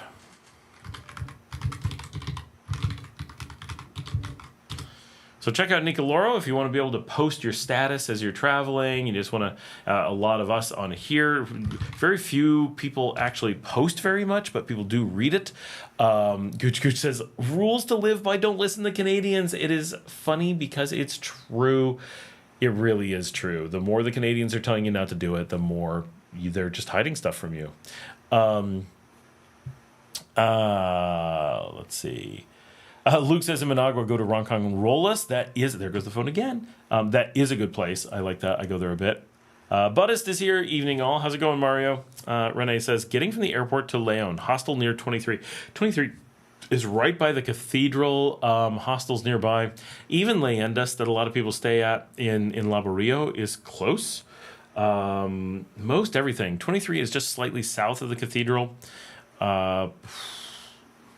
Just downtown. Everything downtown will be closed. Poco a Poco, Lazy Bones, Volcano, Via Via, Bigfoot. There's so many hostels. The whole city is just hostels. So go check that out. If you do sign up on Nika Loro, we have to let you in. So we watch that while we're doing the show. And then Nika Graham is the other. It's a lot like Instagram. Great place to go post your pictures and such. I did do some pictures this week that I like. Let me go see if I can track them down. Maybe my phone will work better now. It's updating to the latest version, so maybe it'll fix that incessant connection problem. Well, there's all these pictures of puppies. Oh, here we got a perfect one. This is a really good picture of Marcela that we did at El Escondite last week. We were doing a photo shoot, and I got that one. And what else we got? And this is from the same photo shoot. And this is just showing off Nika Graham and how well it works. This is Marilyn, who I'm hoping to get on the show quite a bit. She is heading to Laguna de Apoyo this weekend.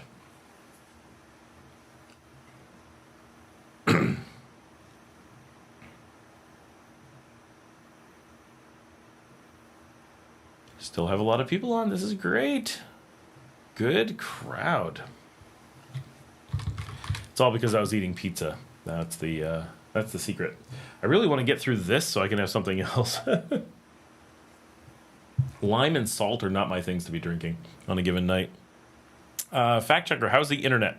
Better than the US or Canada, that's for sure. I'm on fiber, so we have really good. We're out here in the boonies in western Nicaragua, and it's really good. The only populated part of the country that doesn't have really solid internet is San Juan del Sur, because it really doesn't matter down there. So it's not prioritized like the rest of the country. But if you're in any population center, your internet, you can always get bad internet. Everyone always says, oh, I know someone who has bad internet. And it's always like, well, yeah, because they intentionally got, like, they're working off their cell phone or something, something completely crazy. You're like, obviously that's not going to be good internet, but as long as you have, like, you go out and buy a good service, Claro or Teco, it's going to be really good. Grizzly says, asking for a friend, guys.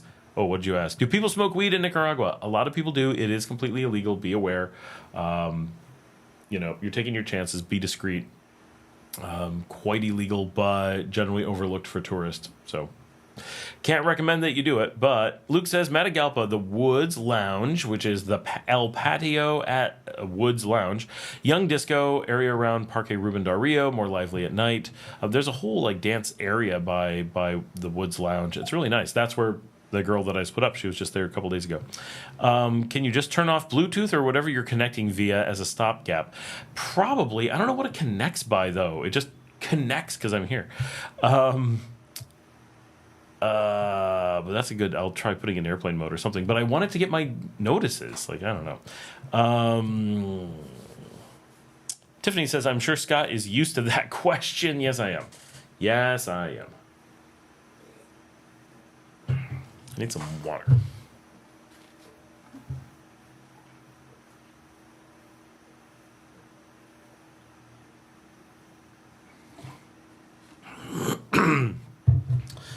All right.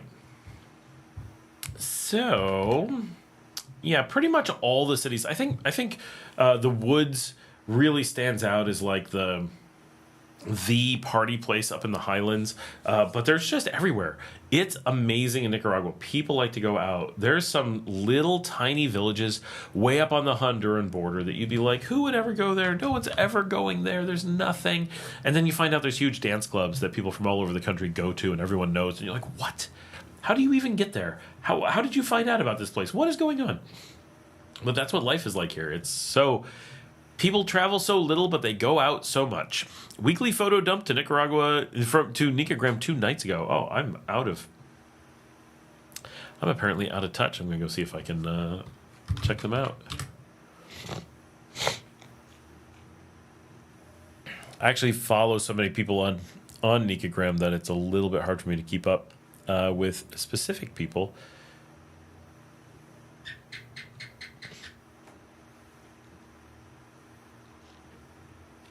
A lot of bird pics this week, apparently.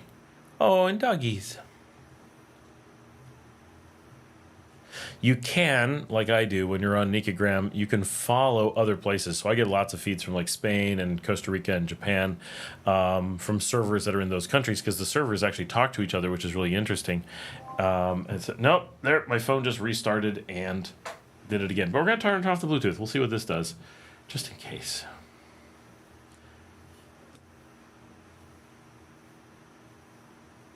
Bluetooth off.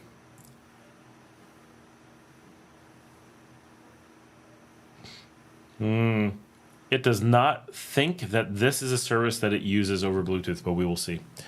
Luke, I still haven't found any of your pictures. That's how many things I have to scroll through. I could just look you up.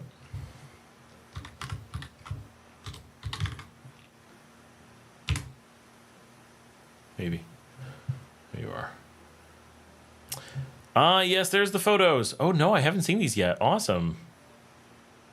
Oh, I like the donkey. But it's not from here. All right, where did I go?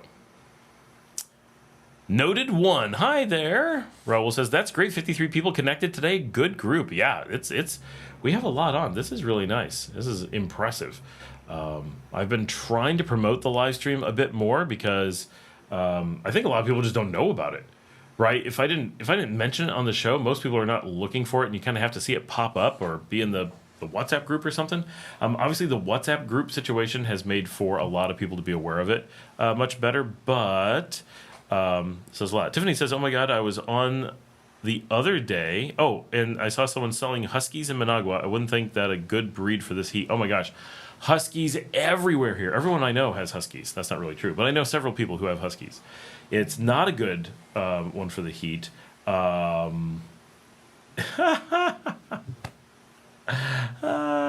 friend from Venezuela just said, people forcing me to open Duolingo because Duolingo has this like remind people function. I'm like, why is he harassing you? And then I'm like, oh, it's Duolingo. It's too funny. And yet she's not on the show. We need to get her on the show. I mean, she's been on the show, but not on the live stream. Need to close this email. I have too many things open. I'm too distracted. It's all too much. No one new has joined since I mentioned the cool Nicagram. Look, there's 53 people on. Somebody can join Nicagram and somebody can join Nicaloro and get some interest going on here. Come on, guys. Work with me. Help me out. Ooh, did I fix this? Tell me I fixed this. I don't think I did. Oh, that's not right. Why is it doing that? I am...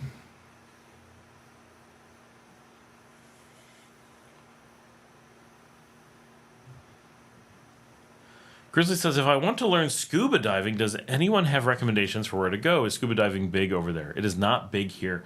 I believe you have to go to the Corn Islands. So it's doable for sure, but it's not casual. You're in the wrong place for scuba diving completely. I don't know if any of the lakes do it, but, you know, Lago Nicaragua has sharks, so that's not popular. Our Caribbean side is very sparsely populated. I don't know if you can do it on the Caribbean side until you get to the islands. So I do know the islands have it. I don't know how much it's training versus just scuba dive. I have no idea. I don't scuba dive, but most people from here go to Roatan. They don't bother doing it here.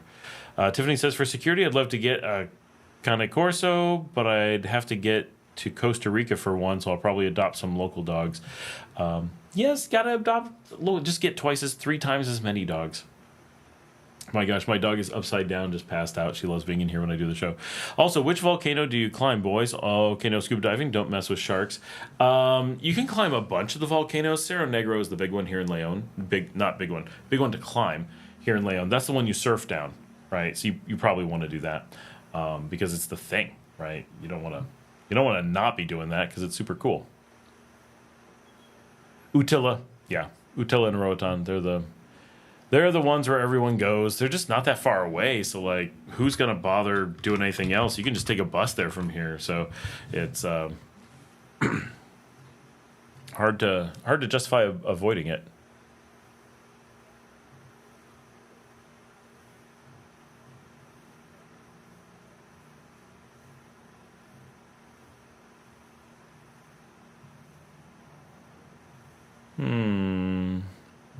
Interesting.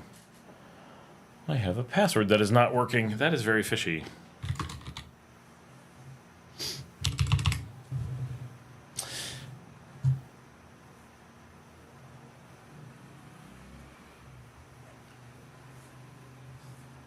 Oh, trending. Oh, my dog has a trending pic. He's so sweet.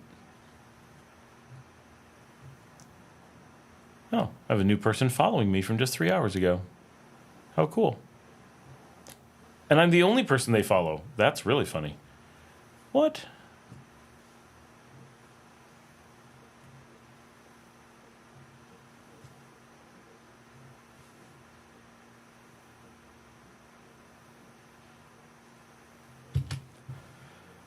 All right.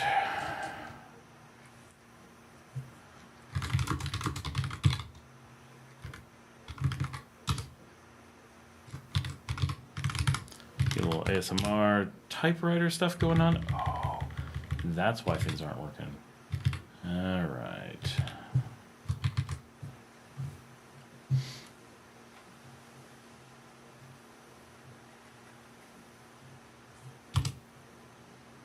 Aha! So often the answer to why things don't work is that I'm an idiot. That is the common thread in so much of my life.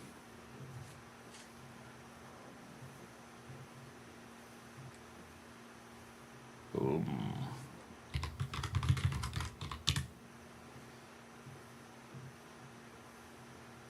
Cool. Awesome.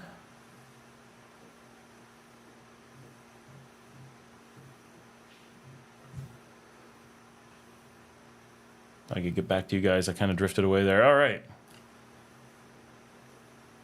Don says, people scuba dive in Lago de Xochitlan, northwest of Managua, but, in Chiloa, northwest, but not the most interesting. It has some underwater volcanic stuff. Oh, interesting. But do they teach it there? Huh. I didn't think of that. That's a good, that could be interesting. Luke says, any updates on the former lava bed? No, I don't know that's expected to be years. Romy is here. Hello, Scott. Tim says, I adopted 2 German Shepherd type dogs from some neighbors. They are good dogs, very healthy. Doris is here. Concepcion is a beautiful hike. True, Concepcion on the island of Ometepe. That is actually, if you want to hike, Granada actually has a really good volcano hike, Mombacho, and Concepcion on Ometepe is supposed to be really good. So that's actually really worth checking out now that we mention it. I would say those are good starting points.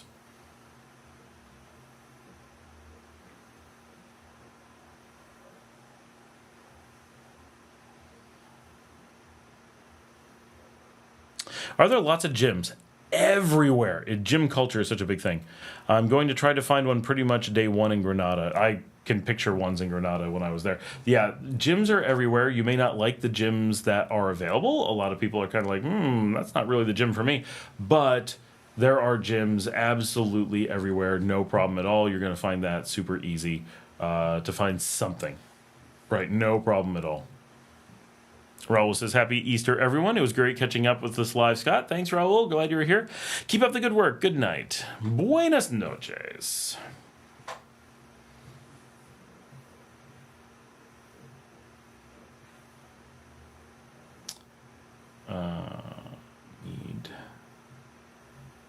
No one joined Nika Graham yet.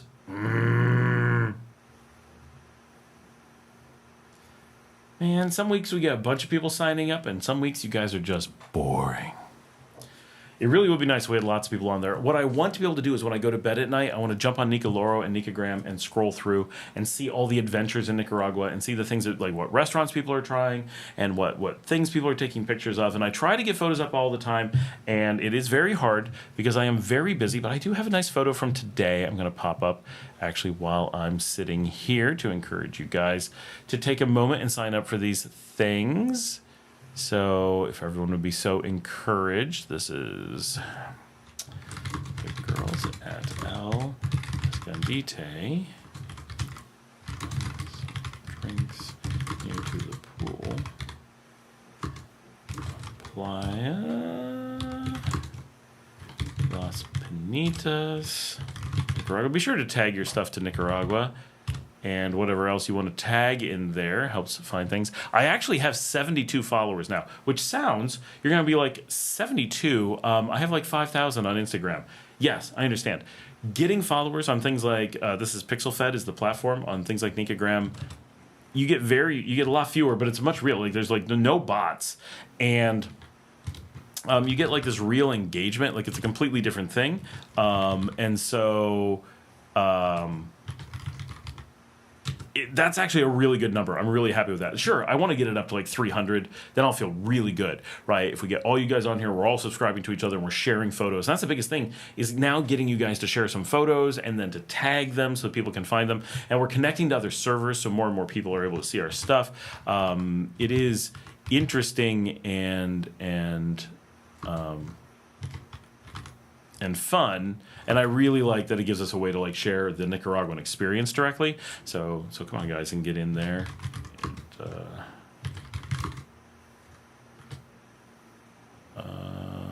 Let's see. I do try to label my cameras as well.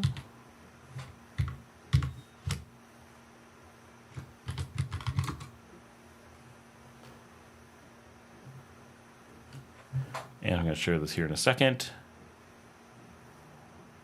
There we go. They do make for a nice way to share photos too. If you have like, so with Nika Graham, you can put up to 12 pictures in one of the carousels. So if you're ever like, oh, I have a couple pictures that I really want to share with some people and send them a link. If you send like Instagram and stuff, like it works. But with this, you can make like a nice little portfolio of things you want to share and just send them to your friends with a link. And it works really well. I'm really happy with how much it's been useful for a while. I gave up using Apple products. This is Tim when they caused me to lose all my music on my iPod.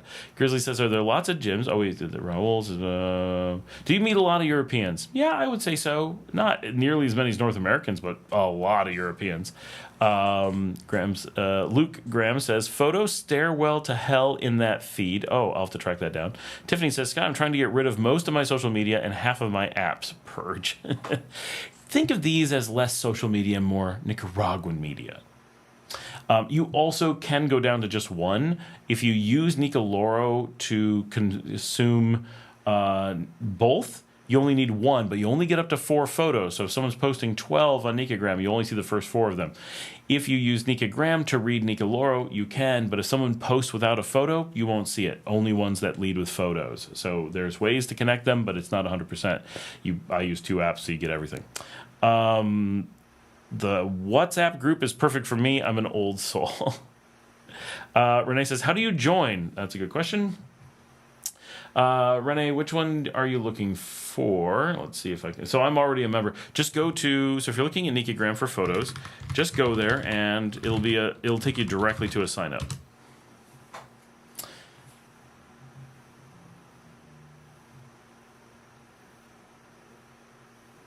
Noted one. I just found out that Canadians can stay in Nicaragua for 90 days in every 180. No, that's completely wrong.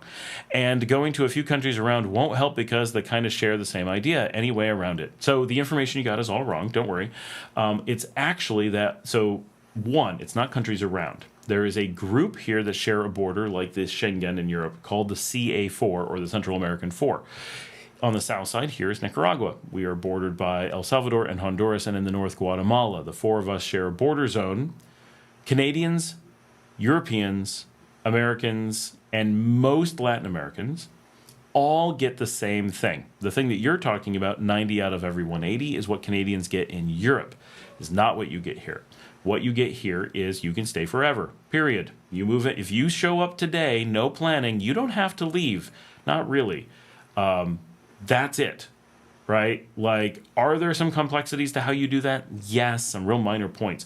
But if someone has told you that you need to leave, they're wrong. They're or intentionally misleading you. Like, it's very well known. So, the way it actually works is if you arrive in Nicaragua, you get to stay for 90 days until you need to tell them that you want to stay longer. You can apply for extensions within the country up to 3 times for 30 days each, giving you a total of 180 days that you get to stay, not 90, 180. It's not 90 out of anything, it's 180. It's not 180 out of anything, it's 180. The out of system is the European system, which is very confusing for people and works very differently. After your 180 days or anytime during, that you want to reset that, you must leave the country by going over a hard border. The hard borders here would be Costa Rica, that is close, and far away are Belize and Mexico. Those 3 places represent the only physical borders you can cross over unless you fly somewhere. Fly somewhere, it's very easy. Once you go over, even just for a minute, you can come right back in for another 180 days. And you can keep doing this. So technically, yes, you have to leave the country for a few minutes twice a year. But that is it. It is so simple that it doesn't feel like leaving. It's an easy border to do. There's shuttle services to help you do it. People do it every day. People do it for decades at a time. It is so easy. And you never have to worry about time out or anything like that. None of that stuff exists.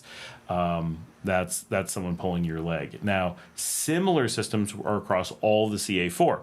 So we're all one border zone. So if you're in here for 180 days, you can't extend by going to the other countries. You get 180 days in the CA4. How they handle extensions and things vary a little bit. If you go to Guatemala, I think you do the same as here. If you go to Honduras, there's a way to petition for 180. If you're in El Salvador, they just give you 180. So they all do it slightly differently, but the effect is the same. 180 days in the zone, step out, step back in, and you're 180 again. Lee Kunter says, a topic I haven't seen yet, but maybe I missed it. What are the options for an expat that passes away while being retired in Nicaragua? Well, I don't think it matters if you're retired. Whether you pass away on vacation or are retired will be irrelevant. There That's a good question. I don't know. I mean, I guess what are you looking to know? I get it would depend a lot. If you're a tourist, I would expect that the embassy would work on getting your body repatriated. If you are a resident, I would assume that they would bury you here. It's an interesting question. I have no idea. And it's funny that I have no idea, as I totally expect to die here. Not soon, hopefully, just in general. This is the place where I expect to pass away most likely. And so, I mean, I'm not a person who cares what happens to me when I die. So, drop me in the ocean, put me in the river, Viking funeral, cremation, bury, I don't care. Right, and where? I mean, I'd kind of like to be in my adoptive country because it means something. I'd also kind of like to be scattered along the Rhine where my ancestors are from, but like whatever. You update your will to reflect final wishes. Yeah, certainly. I don't know if that works as a tourist, though. But yeah, definitely if you're a resident, like for us, that's what we would do as residents. And I think if you're retired here, in most cases, you would end up becoming a resident just because it's so easy. At that point, very few people retire here and don't bother taking the residency. So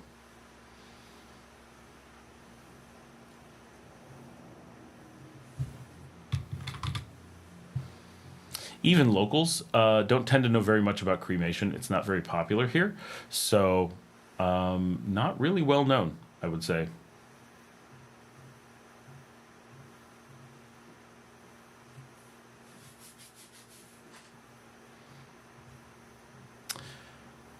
All right, guys, we need more questions. Although we're doing pretty well. It's 8:30. We've been on for just coming up on 2 hours. We started a little bit late today, but nothing bad. I had a lot of work, but thank goodness it's going well, finally. The office has been too busy this week. But I'm getting lots of stuff done, so I'm feeling good about that so that I can go hang in Laguna de Apoyo all weekend. I'm hoping to get a couple shows done ahead of time so that I'm not scrambling to be making episodes while I'm at Laguna de Apoyo. I do hope to be filming stuff, but I'd like to have enough done that I can very much scramble when I get back, get an episode out, and have a lot of stuff to work with. And I should be able to upload a bunch of material from my buddy's place because he'll have good internet because he works from there all the time. So I'm just staying at his house. I'm being cheap. This is nice. I'm getting a weekend away for it's going to cost me nothing to head out there because we're taking the public bus. So I'm going to spend for the three of us, like less than $10 for the three of us to go all the way out and be there. And then we're staying at a friend's house. So that's not going to cost anything. We're going to buy big things of beer. And they drink Frost. So that's like dirt cheap. And we're just going to hang out by the lake most of the time. I do plan on doing a fancy dinner in Granada just because we're going to be close by. It's probably worth it, but that's kind of it. That is sort of the plan. My dad is off. Have a good night, Dad. Renee says, what's residency require? So residency, it depends what kind of residency you want. There's basically always a pretty easy way to get residency. So if you're going to do the easiest things, you got pensionado, which is your retirement residency. That requires $1,000 per month in USD equivalent of a pension. And they mean that, an actual pension. So it doesn't typically work for Americans. Tends to be the popular thing with Canadians because Canadians get pensions and Americans kind of don't. Your Social Security in the U.S. will generally count as a pension. It's not technically a pension, but it's essentially one, so they count it. If you don't want to do that, and you do have to be above 45, supposedly, but that's definitely something you can hopefully discuss and maybe not have to be 45 if other things work out. And then there's the rentista, which people constantly ask about rental rates. And apparently they don't know the word rentista in English because it has nothing to do with rentals. It has to do with dividend-based incomes that are not pensions. And so if you have rentista income, which could be stocks, bonds, it could be rent. Rent is not impossible for that. But people always ask, detailed rental questions that you're like, you do know this word doesn't mean rent, right? So when you do rentista, you have to have $1,250 per month income and still be above 45. So it's still basically a retirement thing, just a different type, but it's for any investor. And again, the more you have, the less likely they're going to hold you to the age.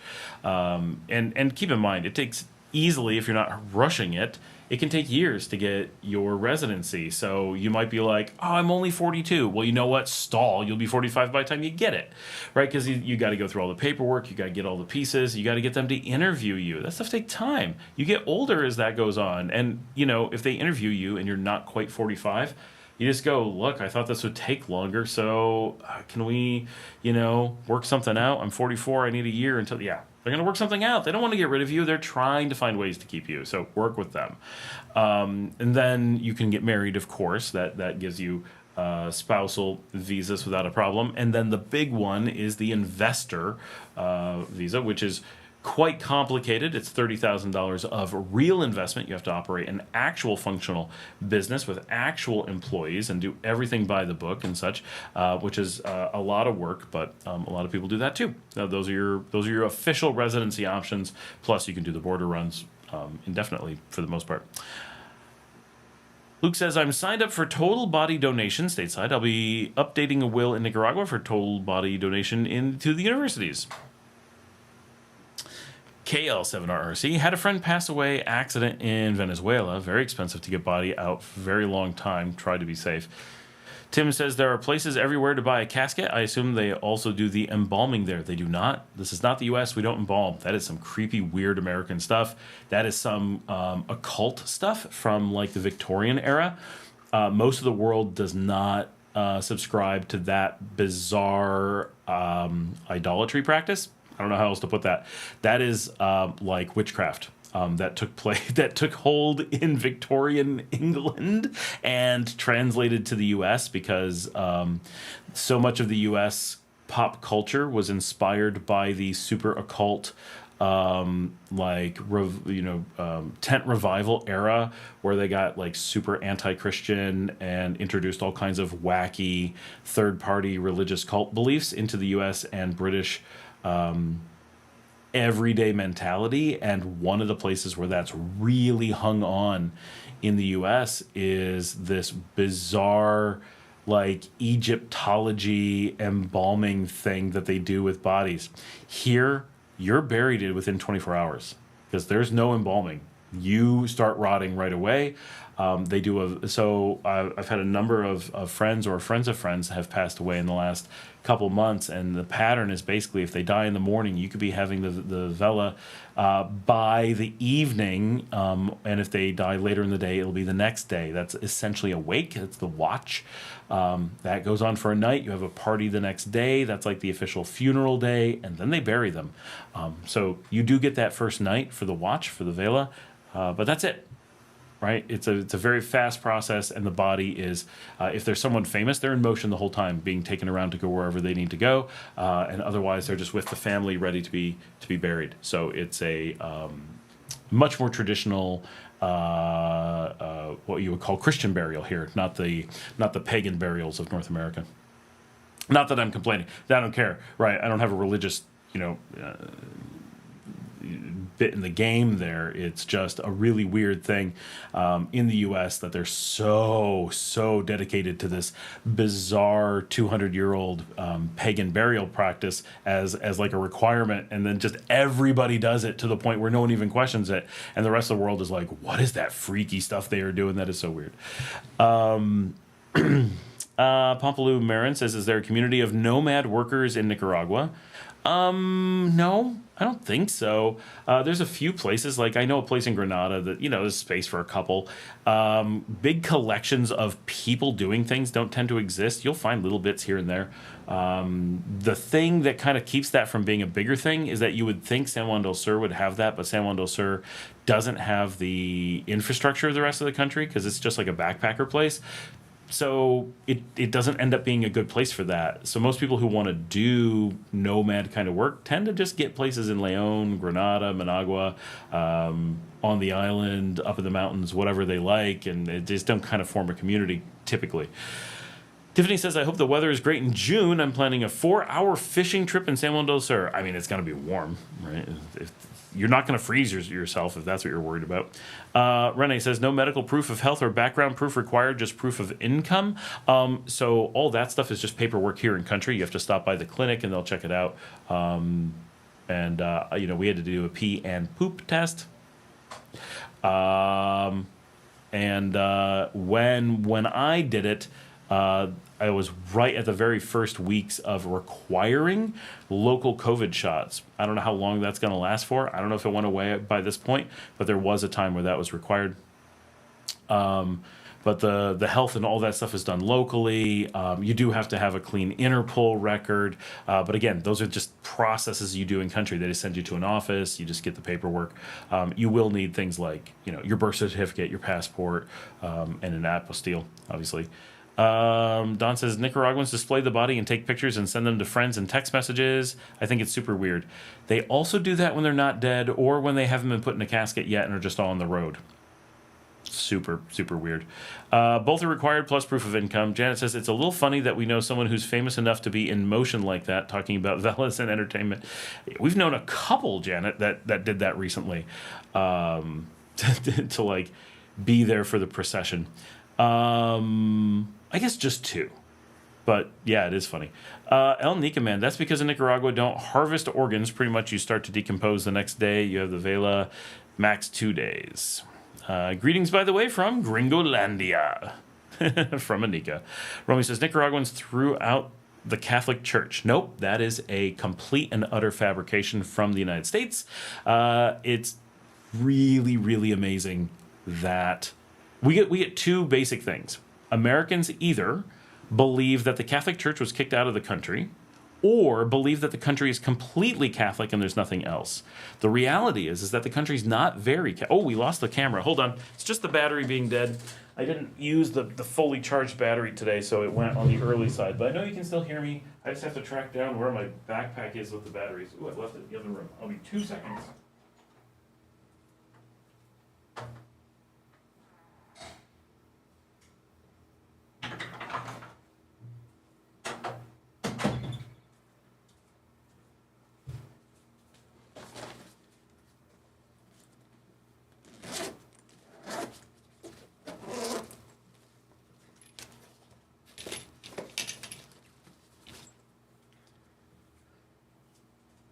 I'm here. I'm just swapping the battery.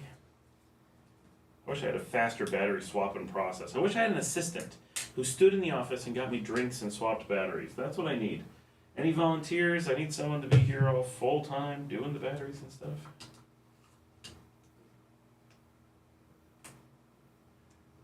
I also got to figure out where's my charger? Oh, there it is. Oh, it's ready. Okay. I gotta get this other battery charging. Just in case. Is it going? There we go. This is my awesome camera bag that I use for things. And before I jump back on the image, I'm going to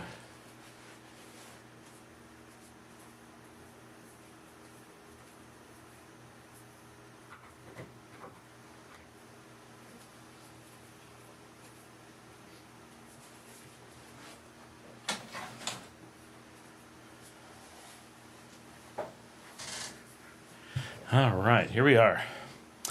So it's interesting, like I was saying, that coming from the United States, you get half the people believe that the country is completely Catholic and that there's nothing else and that everything in life is defined by the Catholic Church. And they won't believe that there's any science education or secular beliefs or anything. Like Americans are just obsessed with the Catholicisation of Central America. And then the other half believe this bizarre propaganda that the Catholic Church was kicked out of the country, which would be such a big thing. I don't think anyone really understands how big that would be. When's the last time any country has ever done that, right? It's just such an epic thing. How would that work? what would happen? I can't even imagine. Not that it would be the end of the world, but it would be such a big thing. It would not be a casual news item. Nicaragua kicks out the Catholic Church. What? No. That would be like, the United States decided that, beer had to be outlawed. Yeah, they did that. And you know what? Everybody in the world knows about prohibition. Like, it created the drug cartels eventually, right? It was organized crime's founding moment. You don't make that kind of social change without the world changing. No, the Catholic Church was not kicked out. It's not that anyone who told you that didn't bother to come up with a plausible lie about Nicaragua. They just made anything up. It's not like that at all. Larry says, you'll need in-place cremation, about $1,800 burial, plot $3,000. This is to be buried here. Both include a casket. I just researched this 2 weeks ago. This is from a funeral home in Leon. Janet says, it's funny every time the camera dies, but I laugh at everything. Nika Man says Nicaragua is mainly Catholic, but also evangelicals are everywhere, which is totally true. Pretty much diverse religion, yeah. And of like people I know, which is obviously not a huge cross section of society, but I do know. I know a lot of people. The majority are not religious. The number that are Catholic or evangelical is far less than half of the people I interact with. Obviously, the more you get into a barrio, the more you get into really poor, you're going to have a lot heavier religious uptake, but in like educated society where you're out at the bar, you're out at activities, you're out doing live music, you're just interacting with society and professionals, the rate of Catholicism is relatively low. Now, the number of people who aren't Catholic but attend the huge number of Catholic festivals, of course, very high because they're culturally Catholic. Just like my wife's family, right? They're from Italy, and everything in life revolves around the church. Do they believe any of it? Are they Catholic? No, not even slightly. But do they attend things? Do they, because it's part of being a part of the community, it's part of getting jobs, it's part of political influence, right? So it's kind of like the Lions or the Rotary Club in that sense. Those kinds of things do go on. So it's interesting to ask if the Catholic Church was thrown out just after we were discussing all the Catholic processions going on this week. And if you watch my channel, we show Catholic processions all the time. It's a very normal thing, and we just filmed, even like a Quince takes place at a mass and so forth. I've been to masses recently. Mohammed Altamimi, planning a first visit this year. Is there a legit website? I don't even know what you're going to ask. I'm going to say no. There's no legit websites. Is there a legit website I can use to find land for sale? Oh, hell no. No. Absolutely not, in no way. I was saying that there's no legit website, period. Like, we don't use websites in Nicaragua, so there's not. You're not going to come across one, just no. But when it comes to land or houses, that no becomes a, oh, hell no. There is, in the case of other things, is there a good restaurant directory? Is there a good legit surf information? Is there a good legit bus schedule? No, you're not going to find that information. When it comes to things like real estate, there are illegitimate websites everywhere. You will get misinformation, and no matter how much you think it's real, no matter how much you want it to be real, no matter how many different websites seem to corroborate each other, it is the more you think it's real, the more you've been led down the garden path. Don't even think about trying to look on a website, and never try to research before you're here. Nothing is more dangerous. Every single thing you hear is going to be misleading and false, but you'll hear so much of it that at the end of the day, you'll start to believe it. And even people like me who have been here for years and know how fake it is, if I let myself read it long enough, eventually I start to forget how cheap things actually are and get really misled. So it really is, for anyone, dangerous to thanks, Red Dog. Really dangerous to look at those websites, because that process of trying to research Nicaragua before you're here, outside of like my channel, I'm the exception of the rule, right? Trying to research Nicaragua ahead of time, bad idea. It's safe, it's cheap, it's welcoming. You don't need a lot of paperwork. Come and visit, then you'll learn everything you need to know. Nika Man, I'm a little disappointed. I'm a little disappointed. A little. Should I? Oh, you're disappointed that they didn't kick them out? Renee says, should I keep passport with me at all times? Legally, you're supposed to. I don't. I would not. Keep a copy of your passport. Keep your passport someplace really safe. Keep a photocopy of it. Make sure someone is able to get to it if you need. If you're driving, definitely have it. But if you're a passenger places, you know what? You can get in a little bit of trouble without it. Honestly, I'd rather get into a little bit of Nicaragua trouble for not having it and being able to get it, of course, than to have something bad happen to it. Mostly for me, it would just be leaving it somewhere and then have that disaster. But if you're going to stay at a hotel or something, you'll need it. So under normal circumstances, you'll probably want to bring it with you. However, I lived here for almost 4 years on a border run system. I never carried it with me. Never when I went to a hotel, never when I went to we would carry it if we were like going into Managua and we were going to go stay at the DoubleTree. They definitely ask for it. So technically a hotel's supposed to ask for it. I would carry it at those times, show it, and then store it somewhere. But if I went out at night, I wouldn't take it with me. The last thing I want to do is be drunk and out at a club and have my passport in my pocket, right? Like, that's a bad idea. Janet says, Larry, where is that $3,000 plot? My friend who was Canadian was buried when she wanted cremation instead because the cremation cost so much more than the burial. Her brothers were cheap. I know, I was just talking to someone about cremation the other day, and they're like, man, it's really expensive here. There's only a few places. Romy says, well, I am Catholic too. Oh, okay. So, are you... I'm confused. Raging Gun says hello. Janet says, a lot of the very Catholic people in our barrio are the abuelas. Then the whole family goes along with things like La Griteria, like the festivals and stuff. Yeah, a lot of grandmothers, but you know what? One thing I've learned, no one's grandmother is actually religious. That is social stuff. They do that for control. They're not actually into the religion, ever. Like, it just doesn't happen. Nika Man says, if they see you are not from Nicaragua, it's a hell no. Gringo price me, you have written all over you. What's that in reference to? Oh, the cremation and stuff. That makes sense. Raging Gun says, I'll be there soon. November. Very cool.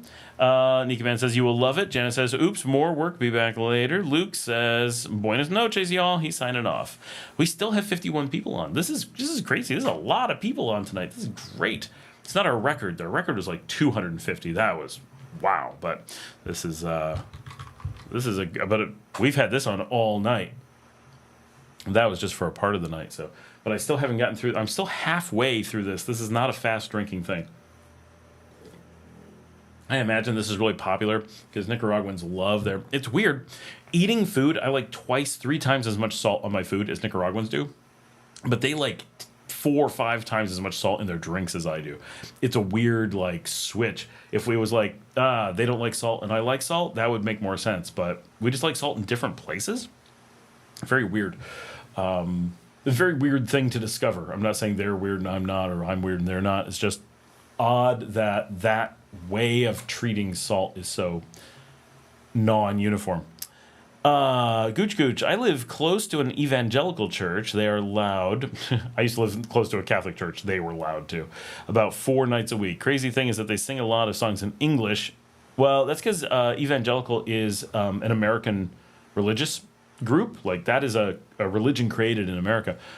So it does a lot of things in English because as the same way that Catholics have Latin as the language of the original church, evangelicals have English as the language of their original church. I grew up evangelical, so I'm used to it. And my family came from the Amish cults, and so those, which are related to evangelicals, have German as their base language because that's where those cults arose from. Janet says, Scott, I know a lot more locals. I know 2 super religious abuelas here. One was a nun and left to get married to Ramon's friend. The other... Nuns that leave to get married. I'm going to go out on a limb and say, not religious. Nuns who don't leave may be religious, but as someone who advises monasteries... The number of religious people in monasteries is low. The other closes her pharmacy to go to masses and things. Yeah, that's the thing, right? It's very visible.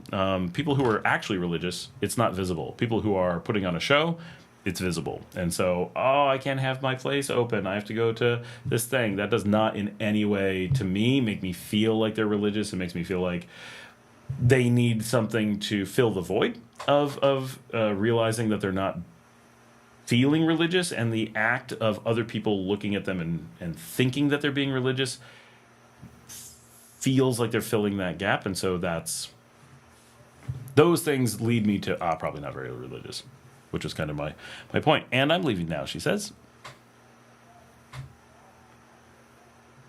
I come from a background that I'm very skeptical of people saying that they're religious, and I kind of come from if you're going to be religious, I'm going to hold you to a higher standard, and if you're not going to be religious, like, you know, make your own call on what you think in life. But if you're going to go down the religious path, you got to go down it. Like, either you believe or you don't. It can't be I'm religious, but I don't believe, so I just do the facade of it. No, not going to fly for me. So I'm always like, that's not what a real believer looks like. No.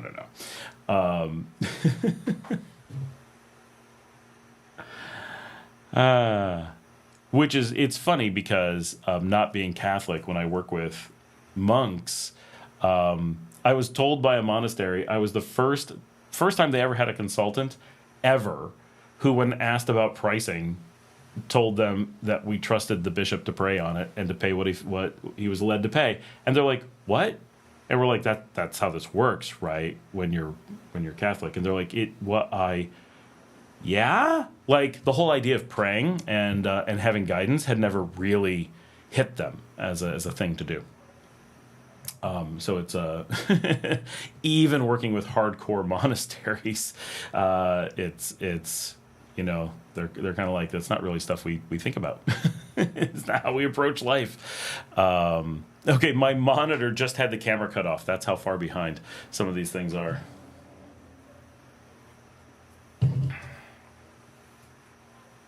Oh, my team is messaging me. Maybe.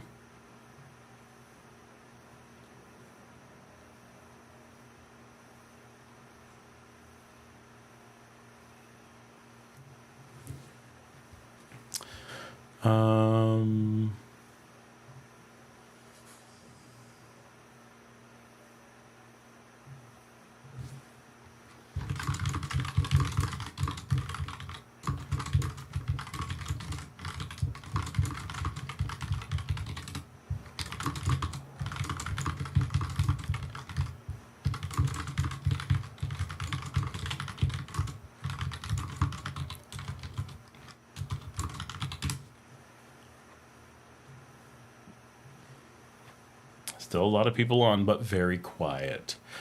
Yeah, living next to churches here. So I live not next to, but really close to an evangelical church here. I'm really surprised by how big it is.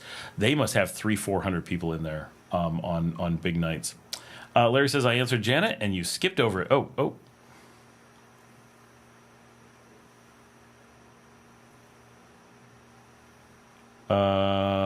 I can't find it, Larry. Larry, I think it did the thing where you think you posted, but it didn't come up because I can't find it. Yeah, I can't find it at all, Larry. Write it again. Is that Tonya lime? It is. It's the lime and salt michelada. The regular michelada is good. This one not so much. I'm having a hard time drinking it. I really want like another liter of water to wash it down. Tiffany says, okay, I took a look at the reservations. It's a 2-hour fishing trip, not a 4-hour. Either is fine. The thing that you really have to watch out for is a 3-hour, and if you get that joke, you get that joke. And if you don't, I'm sorry.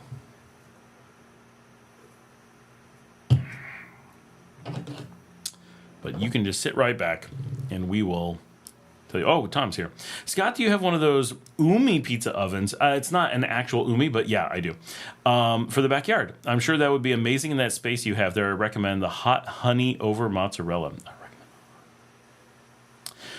That sounds good. Yeah, so I was talking to someone the other day. Well, someone, oh shoot, who asked? Someone asked on the WhatsApp group about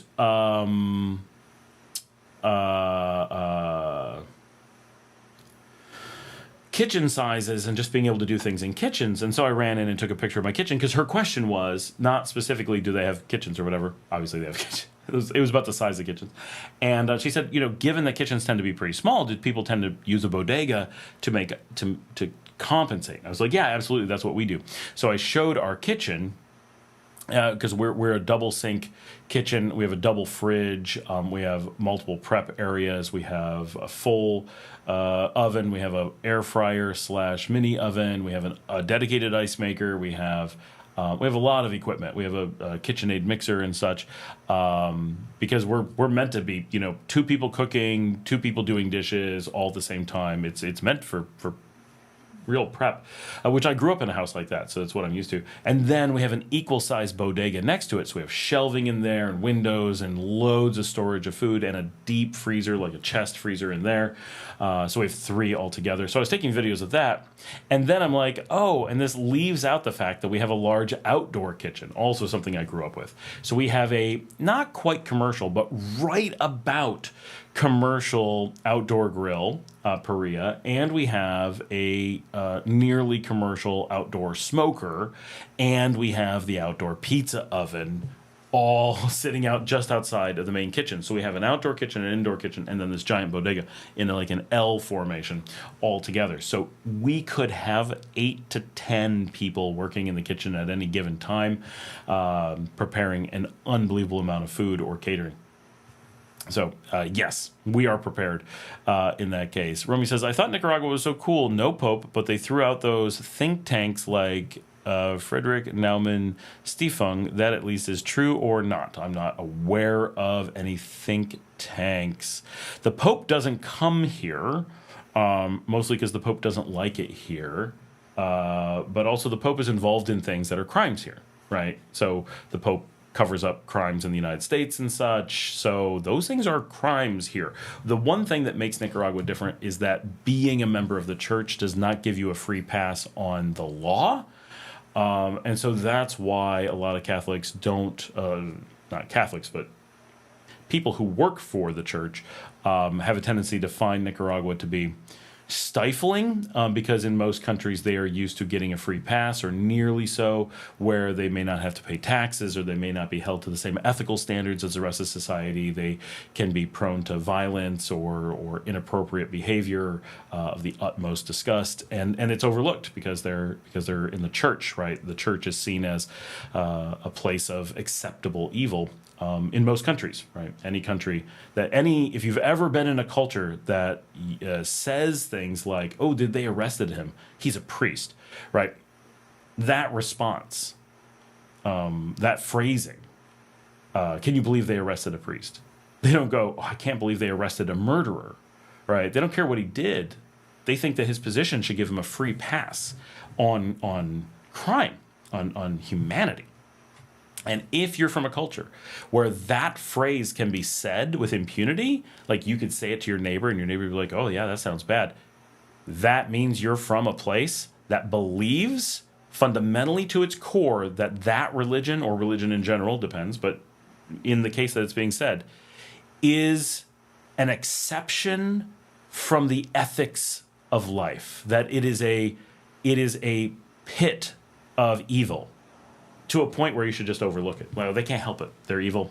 What are they supposed to do? We just have to let them be evil, right? And here in Nicaragua, they say, no, people who are religious are just like other people, and they know right from wrong, and they have self-control, or should, and the law is there to protect you from them as much as it is anyone else. So Nicaragua has that mentality at a government level, and so that's where a lot of people see that, it's negative to the church. It is not at all. It is not how the behavior is. It is that the church is held to the same standards as the rest of society, and so the church fights back, and places that support the church unethically, like the United States, right, theocracies, because the United States is not a religiously free society. It is a very theocratic society. They lash out and call equal treatment persecution in an attempt to, once again, fundamentally show that they don't believe in the value of religion, which is weird. But when you're corrupt, like the United States government, then connecting yourself to a church and making the mistake of exposing that you feel that the negatives that the church does, right, bad behaviors, are things to be protected, is like, we forgot that was a bad thing and we weren't supposed to support that publicly. It's like they've lost their minds, but that's actually what's going on. But I don't know of any think tanks being thrown out. I know some places have voluntarily left because they were informed that they were going to have to meet the legal requirements and weren't getting a free pass, and rather than stay and have to, be legal, they opted to leave. I've not heard of anything else beyond that. It's not like in El Salvador when the U.S. was there and the church got in their way and they gunned people down. It's not like that. It's just that the church has to, they have to file their taxes like everyone else. And money laundering is frowned on. That's really one of the biggest things. So often churches are used for money laundering, and here that's not allowed. So that often catches officials by surprise, and they're not always prepared for it.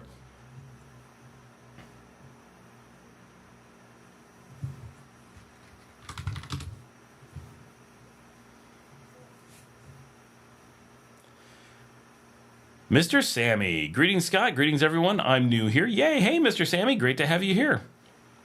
You came on a busy night. We actually have quite a few people on. This is pretty cool. My team. I now have, this is kind of cool. I now have a 24/7 desk.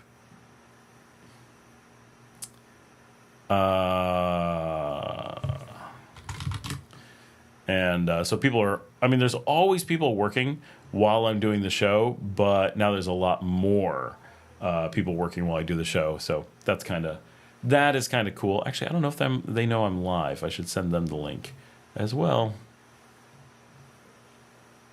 Where'd he go?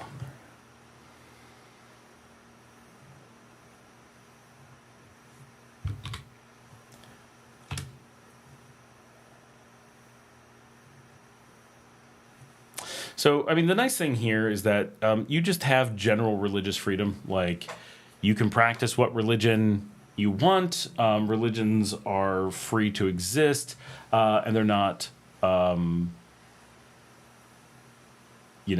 the government doesn't choose which religions have power and which don't. Everyone's treated equally, and it's just under the law. Cool.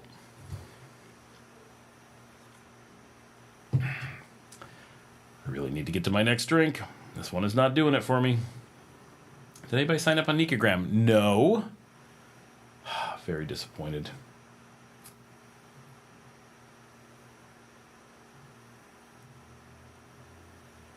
Now you guys are super quiet. Chat rate down to 0. What is this? Oh, we lost a lot of viewers too. We're down into the 30s. It is getting... it's not late. It's 9 o'clock, but... we normally get a second wind. By we, I mean you guys. Get a second wind around about 10:30 or so, and it starts picking up. Right when I'm like, oh, I'm starting to get tired. Then everybody starts jumping on, and I'm like, really? We're going to check some email. I know you guys are like, oh my gosh, he's so far behind on email, and I really am. That email that I did from Jerry to the show 2 days ago, that had been in my inbox since the first week of March, and I didn't even realize it. And I'm like, oh my gosh, I'm way back here. This is terrible.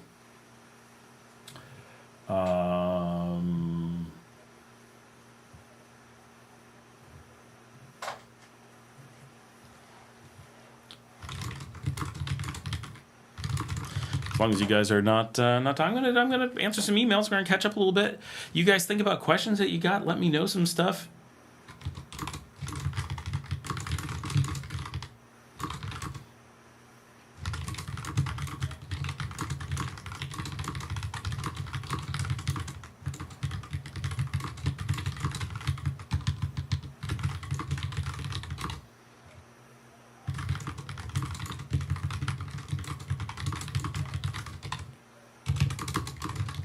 It's amazing how fast I can answer an email and I still don't have time to get to them. So, Mr. Sammy, where are you from? What brings you to the Nicaragua community? Glad to have you here.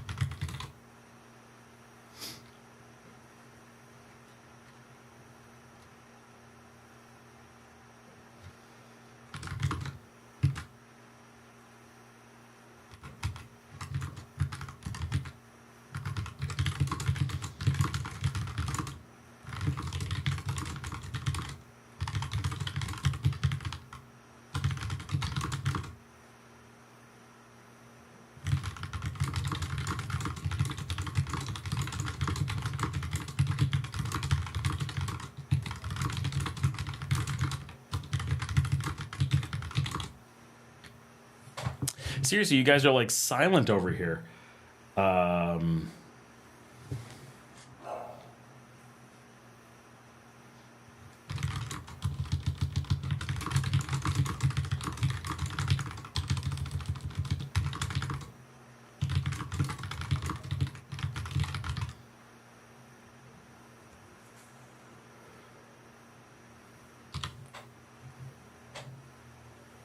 I mostly reside in Chicago, but I have a place down there given to me by my parents who got it from my grandparents across the street from La Rotonda de Ticuantepe Pizza Hut. Oh, that's a pretty nice area. I mean, I don't know the Pizza Hut spot exactly, but the Ticuantepe is fantastic.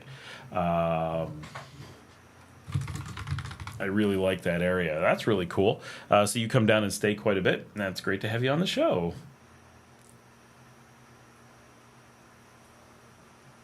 Here's one. Social media sponsorship proposal. We at HyperX are interested in working together with you. Our team is looking for content creators to showcase our products. You're what? Who are you? Oh, and I see that your email is from meta.ua. Oh, so real. So real.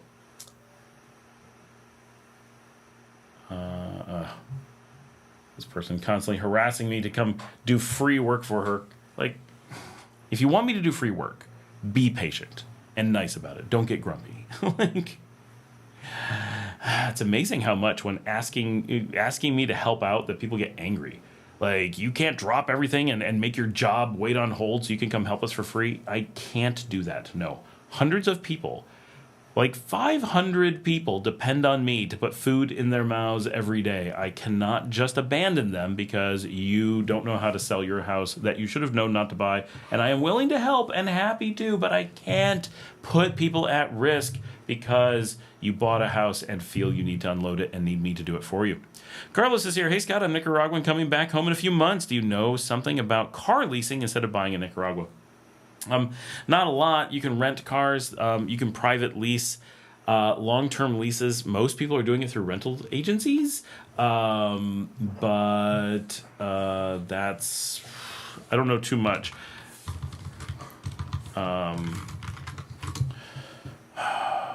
Is there something specific that you want to know? Casa Pellis, I think, does long-term leases. But you're only coming for a few months. Of course, one of the questions is, do you really want a car? Is that really... A lot of people think that they do, and then some people do, for sure. But a lot of people come down and are like, oh, I didn't really realize how many options I had to not have one. Nah, that might have been nicer, right? But it depends what you want to do, where you're going to be, how much you like driving, what risks you're willing to take, and so forth.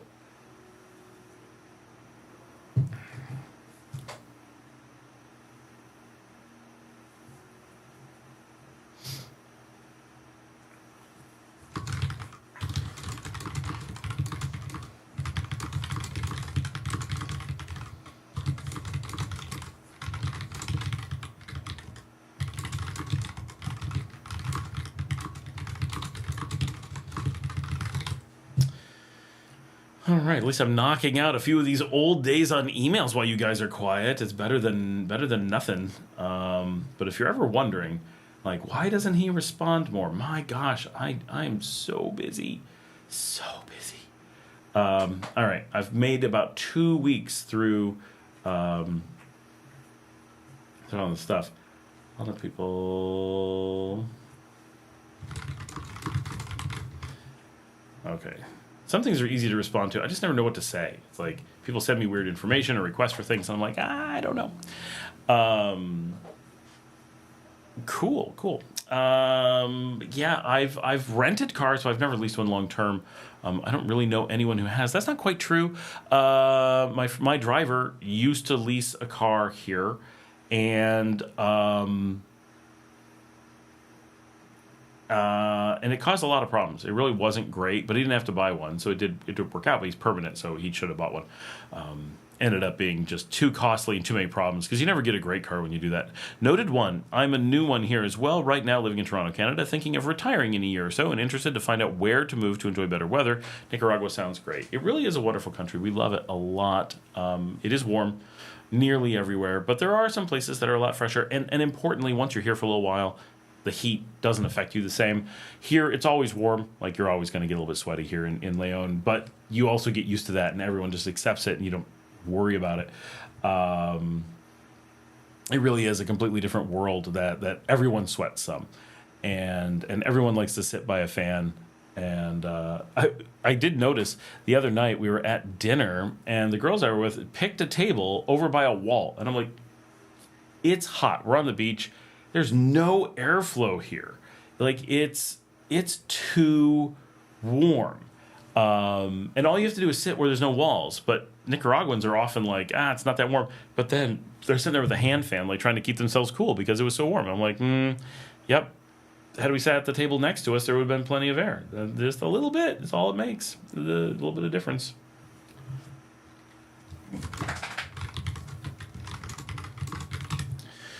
Let's see.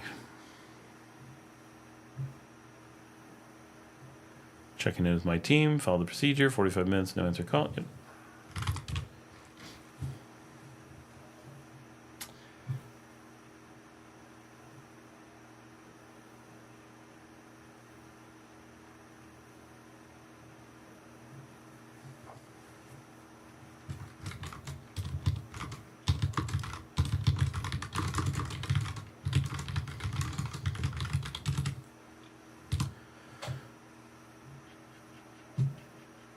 It's been a long time. This is Mr. Sammy. It's been a long time since I had to rent. I usually just borrow a vehicle or buy a used car on Encuentro 24.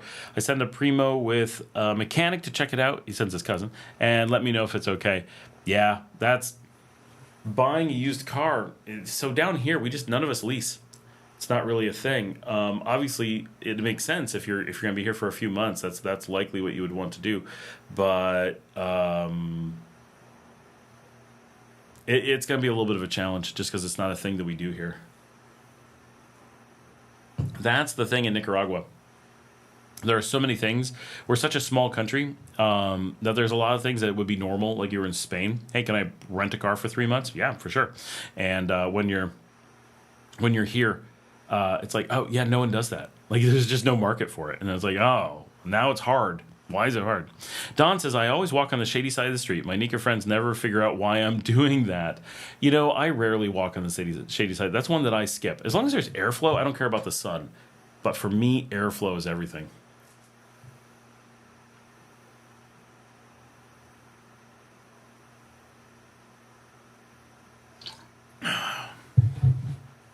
Yeah. That's why I'm really happy with a fan. I don't really need air conditioning most days. As long as I have a fan blowing across like my head, I'll be like, yeah, I feel great. It can be 95, it could be 98, and I'll be like, yeah, it's all right. It can be 80. You put me up against a wall, and I'm like, there's no air movement. I'm dying. I also noticed that Nicaraguans consistently have no idea how to use air conditioning. And when you think about it, it's like, okay, yep. And even, growing up in America, there's a certain segment of the population that just never figures out how air conditioning works and thermostats and stuff. They're just boggled by thermostats. And I think one of the reasons is that house thermostats work one way and car ones used to work another, and now they work a different way. And air conditioning when I was a kid worked one way, and now it works another, right? So it used to be there's like high, low, medium, and it's either on or off. There was no thermostat. Now air conditioning units, even window units, have a thermostat. You set it to the temperature you want. And people are convinced, no matter how much they've gone to school, no matter how much physics they've taken, no matter how much they're told how an air conditioner works, they think that by turning it down in thermostat numbers, that it'll somehow get colder faster.